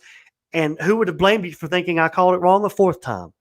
The game would not suffer any if we took away this whole wrong score challenge before the 3rd shot, yada, yada. Folks, if there's a wrong score call, either fix it before the serve. Ref, we have 4, not 5. Hang on, ref error, I'll recall. Or after the rally's over. But don't stop play and cause a fault and possibly lose a match over a wrong score call. Now, what say you? Just playing devil's advocate. Okay. If we were to remove 4K, what do you call it? 4K two. 4K, yeah. If we removed 4K2 in the rule book, okay, and so then you either fix it before the or after the rally's over. If somebody heard you say the wrong score, okay, at 10-9, so it's supposed to be 10-9, and you say 9-10, you mix the 2 scores up. Sure. The players play the point out, and the team that's down 9-10 loses that point, and they lose the rally. Could they have a argument to come over to you and say, "I just lost that point in the game because you called the wrong score, and it bothered my thinking"?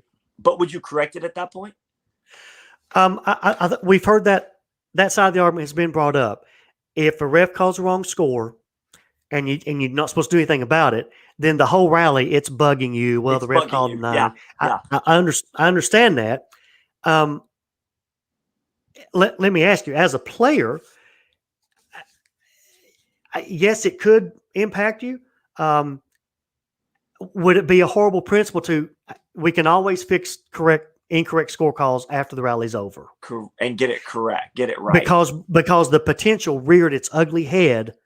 That the rule has a potential to be devastatingly impactful in certain situations, and to me, the chance of I don't want it to bother me during the thinking, and can cost somebody a match. I've tried to come up with the right phrase.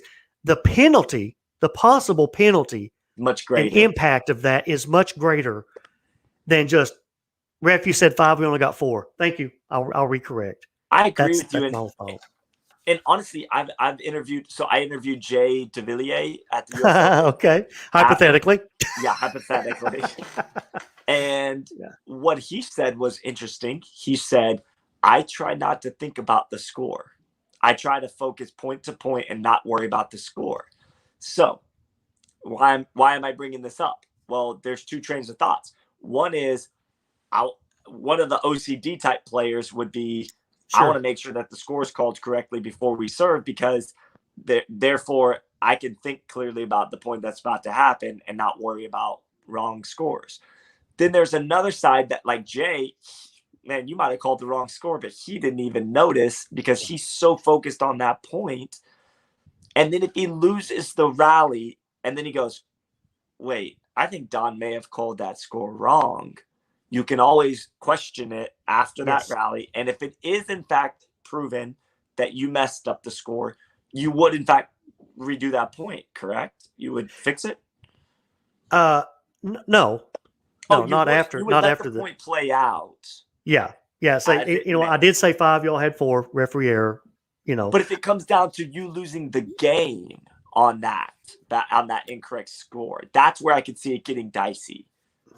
I mean, I do see that point. I would offer this if I was pitching this before the Supreme Court. I would say these 3 bullet points. And I see the whole part about it bugged you the whole rally, especially an OCD person, which nothing wrong with that.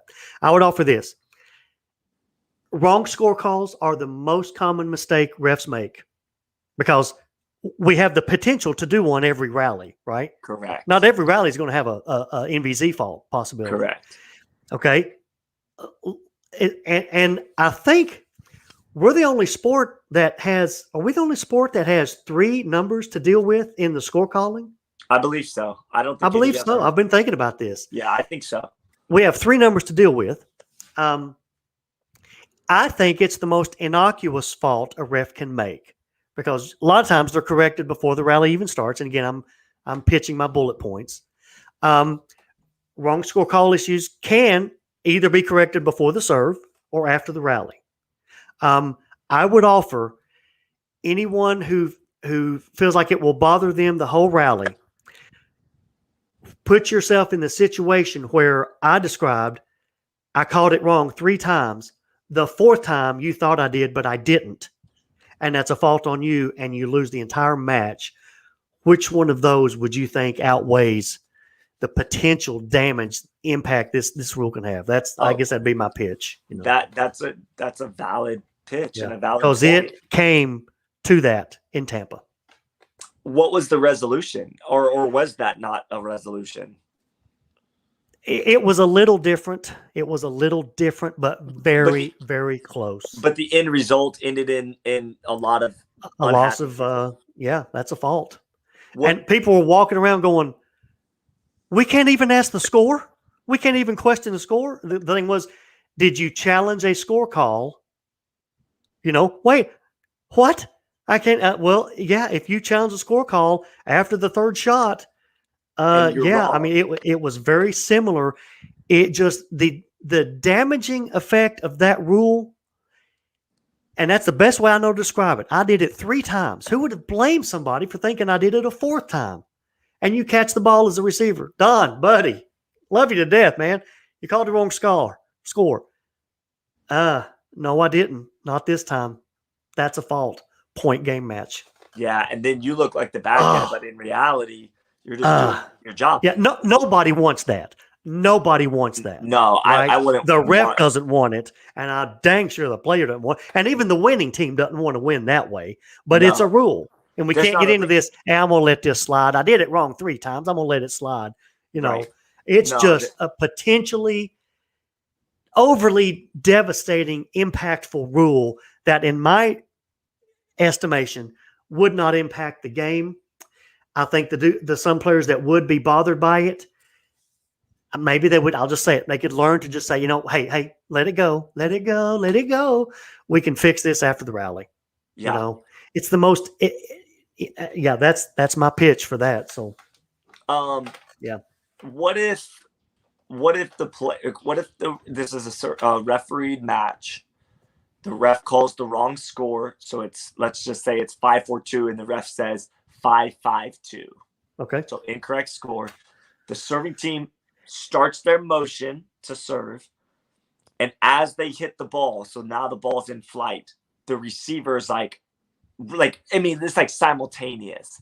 As the person's hitting it, they realize the wrong score. They go, whoa, hold on. And now they've disrupted their rhythm. So now they're throwing their hands up. Hey, hold on, wrong score. They're trying to catch it before everything happens, but it's simultaneous. What happens then?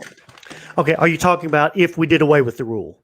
Yeah, I'm saying if we did away with that. If we did away with I think I've got an answer for that. Trying to catch it before the rally starts, but just the way it works out, the score's called real close in motion. Yeah. And they're like, whoa, and then the ball comes over. What does that receiving player need to do? I think I got a good answer for that. Let me ask you this. Right now, you can call a timeout up until the point the ball is served, right? Now, right before you serve the ball, right before you hit it, I hear somebody say, I'm out. I teach refs and players, if you hear the "tuh," like if they have uttered that first syllable of the word timeout, if they have uttered it, I'm not going to make them say the entire, 7 letters plus a hyphen. Time. Right? Yeah. If they have uttered the very first verbalization of the word timeout before I hear the pop of the ball, I'll honor the timeout call. Okay. All right? That's for timeouts. I would apply that same principle to this. Slow motion. Service motion has started. And I teach this. You're watching the server, but your ear is perked up, listening for anything coming from the receiving team because they can call timeout already. So right before the serve of the ball, I hear, hey, the of hey. Hey, ref.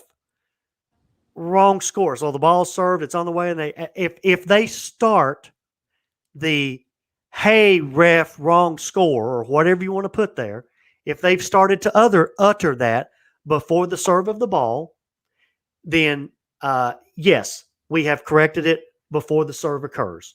Even if that ball is in flight after that, you're saying yes, I would honor it because same principle as calling a timeout. Okay. Yeah, I said, okay, correct it either before the score is served, the ball served, right? So if you utter, "Hey ref," you called the wrong score. If you start that process before the serve of the ball, then yeah, you did it. Let's correct it. Okay? What if it's just barely after that ball's made contact, and then they've made a big scene about it, right? They've made a big scene about it, and they stop. Is that a fault? Just the same principle here. I'm trying to back it up with another principle. Same principle as if you called of timeout after the serve. That's a fault. That's a fault. So I would say that we use the same guidelines for both. Okay, good. I would almost offer this. Don't even get close to that. Wait till the flipping rally's over and then correct it. No kidding. No kidding. Yeah. But I would say, to back me up, if I'm arguing this from Supreme Court, we could apply the same guidelines as a timeout. Okay. If you say before the ball served, it's legal. If you say it after the ball served, it's a fault. So okay, very good. I would hate. I know this has probably never come up, Scott, but it was nobody wanted that situation to happen. That it was in Tampa. Ref, the receiving team, the winning team, nobody wanted that small nuance of that rule to rear its ugly head, and the ref didn't have a choice. The ref can't go, "I'm going to let this one slide." Nobody wants this to end. We can't pick and choose. Yeah. Okay. Pick and choose. This brings me, man. I said we were going to go, but there's so many. And I've got one more after this, but go ahead. All right. In Delray Beach at the APP tournament, it went kind of viral in the pickleball community. Four male pros on the court. There's a timeout called. Coming out of the timeout, the ref says 15 seconds. One of the players decides at the last minute to change their shirt, and the score's been called. The score's been called already. 3 of those players faulted on their serve to get it back to where it was. My question to you from a referee standpoint is, should there be a little grace right there to allow that pro player to change their shirt before anything's done? Or do you just do your job like that and then just let those players sort it out the way they did? Do you see? I don't know if I'm asking that right, but I think you are. Any way that the ref could have done something different, or did they do exactly what they were supposed to do? We're supposed to refrain from commenting on any ref issues. I would say I'm going to change that to a hypothetical. I would say this, and I can say this without violating our code of conduct. Oh yes, hypothetically, I meant.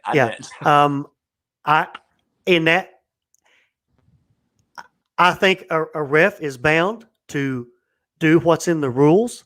The player, a hypothetical team, could always take another timeout. Heck, the other team could give them one of their timeouts. Okay. But I think it's a situation where if you think, that ref was too sticky there, it's a situation where if I cut this one team some slack, I've robbed it from the other team. Yeah. They were following, in this hypothetical situation, following the rules. And to ask a ref to do otherwise is, I want to say, okay, well, tell me when and where a ref should cut a team some slack. Because really remember, you cut them slack, you're robbing it from the other team. And everything's fine at 0-0. Right? But yeah. Okay, no. I follow exactly what you're saying because that would be in that hypothetical situation if a referee were to show grace to that player, then it's choosing to cut some slack. Yes, then all of a sudden it robs the other team of the same thing. And everybody's fine when it's not close. And I said that online and I took it off because I didn't mean to impugn somebody's character. But it's one thing to do that cutting of a slack at 0-0, right? At 10-9-2, yeah, You shouldn't even look to the other team and go, "Hey, you guys okay if I just let that slide?" You shouldn't even ask the other team that. No. Don't put that on the other team just because you don't want to do your job and do the hard part. So, right. Yeah. And that, go ahead. No, go ahead. Well, that dovetails exactly what I want to ask you. I had a hypothetical situation in hypothetical Utah. Player hits a shot, maybe a lob that was bad. And obviously this pro player was going to smash it. Right as they go to smash it, the player realizes they hit a bad shot and they go, "Oh, no. Oh, no. It was just, oh, crap, I messed up." The player hits it into the net. Now, I felt like, yeah, that was kind of maybe distracting, but maybe not fully, But then the player who hit it into the net said, "Hey, what they just did distracted me." Oh, goodness. And I was thinking, kind of putting you in that situation. Here I go. It's a judgment call. And I was about to say, it kind of was, but I didn't think it fully rose to a distraction. But the player who yelled out said, yeah, I did. I was distracting. I shouldn't have done that. Well, okay. Well, I have them admitting a fault. So I'm going to have to call it, right? So the player admitted that they did a distraction that the opponent claimed happened. So that's easy for me. That was okay. Easy distraction fault. Yeah, distraction fault. You claimed it and you admitted to it. But what if that player had not admitted to it, the receiving team, the player that said that word right as they were hitting, what if they don't admit that? Do you still make a judgment call based on your feelings? Yes, in general, not in general. Distractions are judgment calls, and so it's a judgment call. You're saying that you probably weren't going to call that. I was leaning towards not. That I'm being very honest right here. But when he or she hypothetically admitted to it, that made it easy. But there's a point I'm trying to get to here. So I had a player who claimed a distraction because they hit net. The player admitted to having done it, so that's easy. Boom, distraction fault.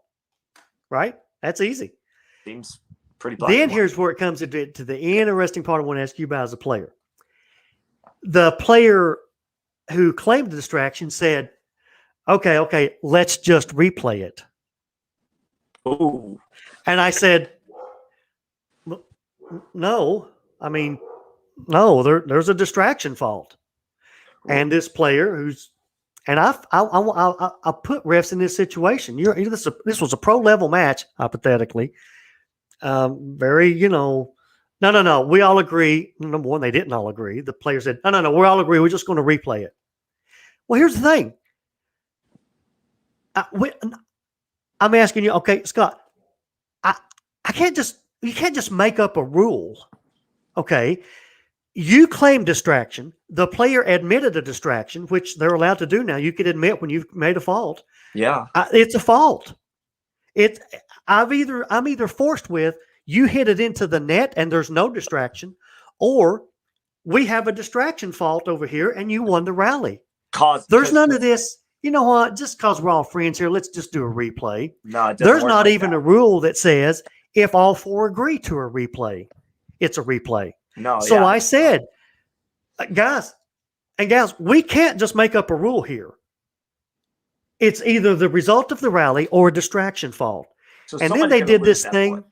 Yeah, then they did this thing where they spin the paddle like they do in tennis to see who's going to serve first or something. Mm-hmm. With the logo up or down, whatever. Yeah. Well, they spun the paddle, which had nothing to do with anything, but they said, "Okay, distraction." I was sitting there going, "Yeah, it was either going to be a distraction or you win the rally." My point is, and this player came and asked me later, said, "Why did the ref in another match you were in? Why did you agree to a replay but not our match?" I said, "Oh, that's easy. That match was a referee error. It has to be replay." So my point is this, Scott. There's no rule that says if all four players agree because they want to, I'm making up words, then just go ahead and do a replay. There's no rule that says that. It might have been easy for a ref. It would have been so easy for maybe a newer ref to go, Well, just everybody wanted to, and that was the best way out of this situation. I'm not there to get become part of the match. Here's the point I'm trying to make of this. I have a job to do. Either the result of that rally stands and you hit it into the net, or everybody's agreeing that it's a distraction fault and that team loses the rally. I can't just because everybody wants to call a replay. Right. And some might crumble under that pressure. But I think part of being a good referee is being confident in knowing what you're supposed to do in situations. And that's one where you had a backbone and you said, no, look, somebody's got to win this rally. Somebody's got to lose it. And I'm sorry, but we're going to have to make a call based on. Now, I thought that was interesting the way they just determined it. But well, no matter how they spun that paddle, they might have said, okay, I hit it into the net. Okay, that's if you're going to agree that you hit in the net and that you didn't do a distraction. I mean, it got a little weird there. But a replay was not one of the options. No, it's option 1 or option 2. Option 1, option 2. It's interesting that the person that hit the ball into the net originally claimed fault for distraction, but then wanted to replay it. It's like, well, why did you even bring it up in the first place? Yeah, it's almost like, because they're all at this level. I mean, it was the top level of players. Right. It's probably like, well, we don't want, I appreciate him agreeing it was a distraction, so let's just be nice and do a replay. No, we just can't make up this let's be nice rule book. No, okay? it definitely doesn't work that way. No, it doesn't. And here's another reason why. This person said, well, we all agree to it. Well, no, they didn't in the first place. But think about this. Let's talk about that for a second. Let's say you got the 2 people who want a replay and the 1 person who admitted to the distraction. But let's say that person's partner was going, you know what? It's either we win the rally or we lose the rally. And it shouldn't come down to all the pressure. Here's 3 players agreeing to a replay. Now we've put all the pressure in the world on that 1 player because the ref doesn't have the backbone to stand up and say, no, it's one way or the other. Or we shouldn't put that pressure on the 4th player. Correct. It should never fall on the shoulders of the 4th player.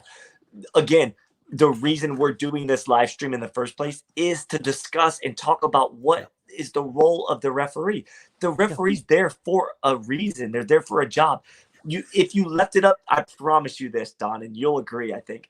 If you leave it up every rally, every time the ball is in play, if you left the decisions up to the players alone, it would be mass chaos and confusion because each player would have their own opinion and they would have, and I'm going to be, I don't want to be too bold here, but I'm going to go out on a limb and say the majority of the pros don't actually even read the rule book specifically. They just are very in tune with the sport and they know a general sense of the game. But if you were to quiz most of the pros, I bet you they don't read the rule book front to back. Now, I agree. Yeah. I'm not trying to call out pros or anything. I'm just saying that the majority probably don't read those rules and don't know adequately how to handle certain situations with that. Okay, quick comment here. I've had refs this year who were still shocked about a rule change that happened in 2020. So, okay, I'm just saying. Wait, hypothetically, right? Hypothetically, yeah. But here's an aspect I want to talk about. If you as a ref had this mindset of, I want to be liked. I like it when the pros say, you're my favorite ref. You did a great job. I don't want to make the pros mad. If you have that mindset, it would have been so easy for you to just say, well, if y'all agree to replay, okay, because that's really what you're saying is that's the least way out of this without me having to get real sticky and y'all may be getting mad at me. So let's just do a replay if y'all are cool with that. That's really what you're saying. Your mindset of I'm here to do a job, black and white. I'm here to do a job and get in and get out like the Marines. I'm not here to be liked. I'm not hateful. I'm very respectful. You could cuss me out. I could give you a technical foul for profanity to a ref. And the minute you say, Don, am I the right server? I'm going to say, yes, sir, you are. Okay. So, purely professional. But if you have this mindset of, I don't want them to be mad at me. you got to have the mindset of I got to do the right job. Yeah. And I said, we just can't make up rules. We just can't. No, I think you handled that perfect. Yeah. And it's because I went there going, I don't care if y'all like me or not. I mean, I didn't say that, but no, that's part of it. We got a job to do. It's simply a mindset. I know that you like certain players and that you have friendships with those players. And as any ref would admit, they are friendly with a lot of the players off the court.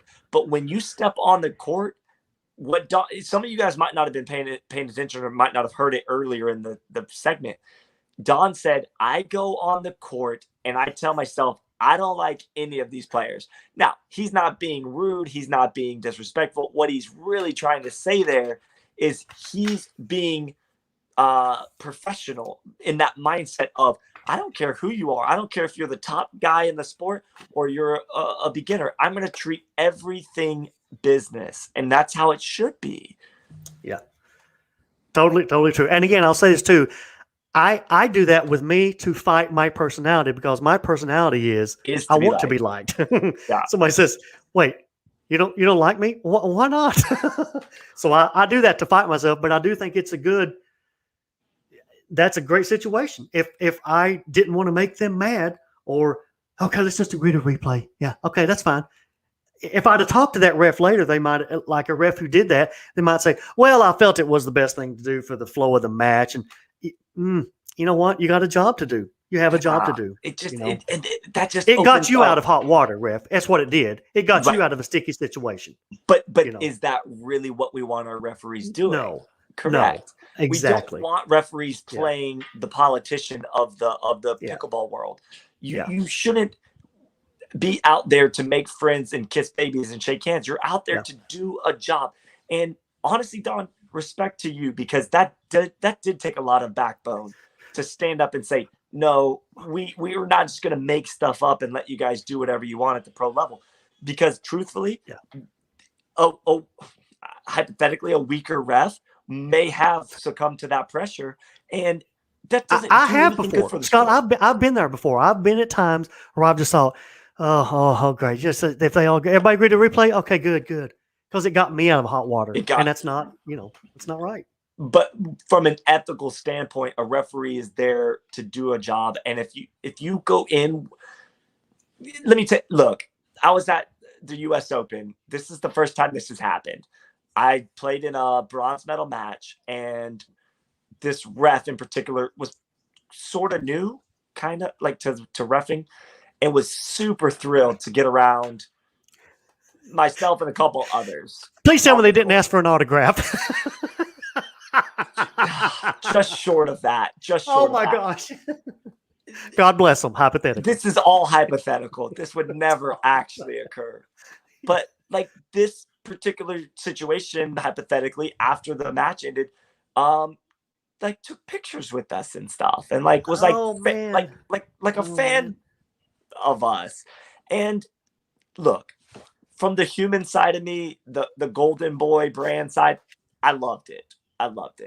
But there was this other side of me that was kind of like, and hypothetically, was like, I just don't know where the line is, because it's like hypothetically we won in that scenario, and let's just say that the losing team hypothetically took a little more time to pack up, and then we're over there taking pictures, and these guys walk by.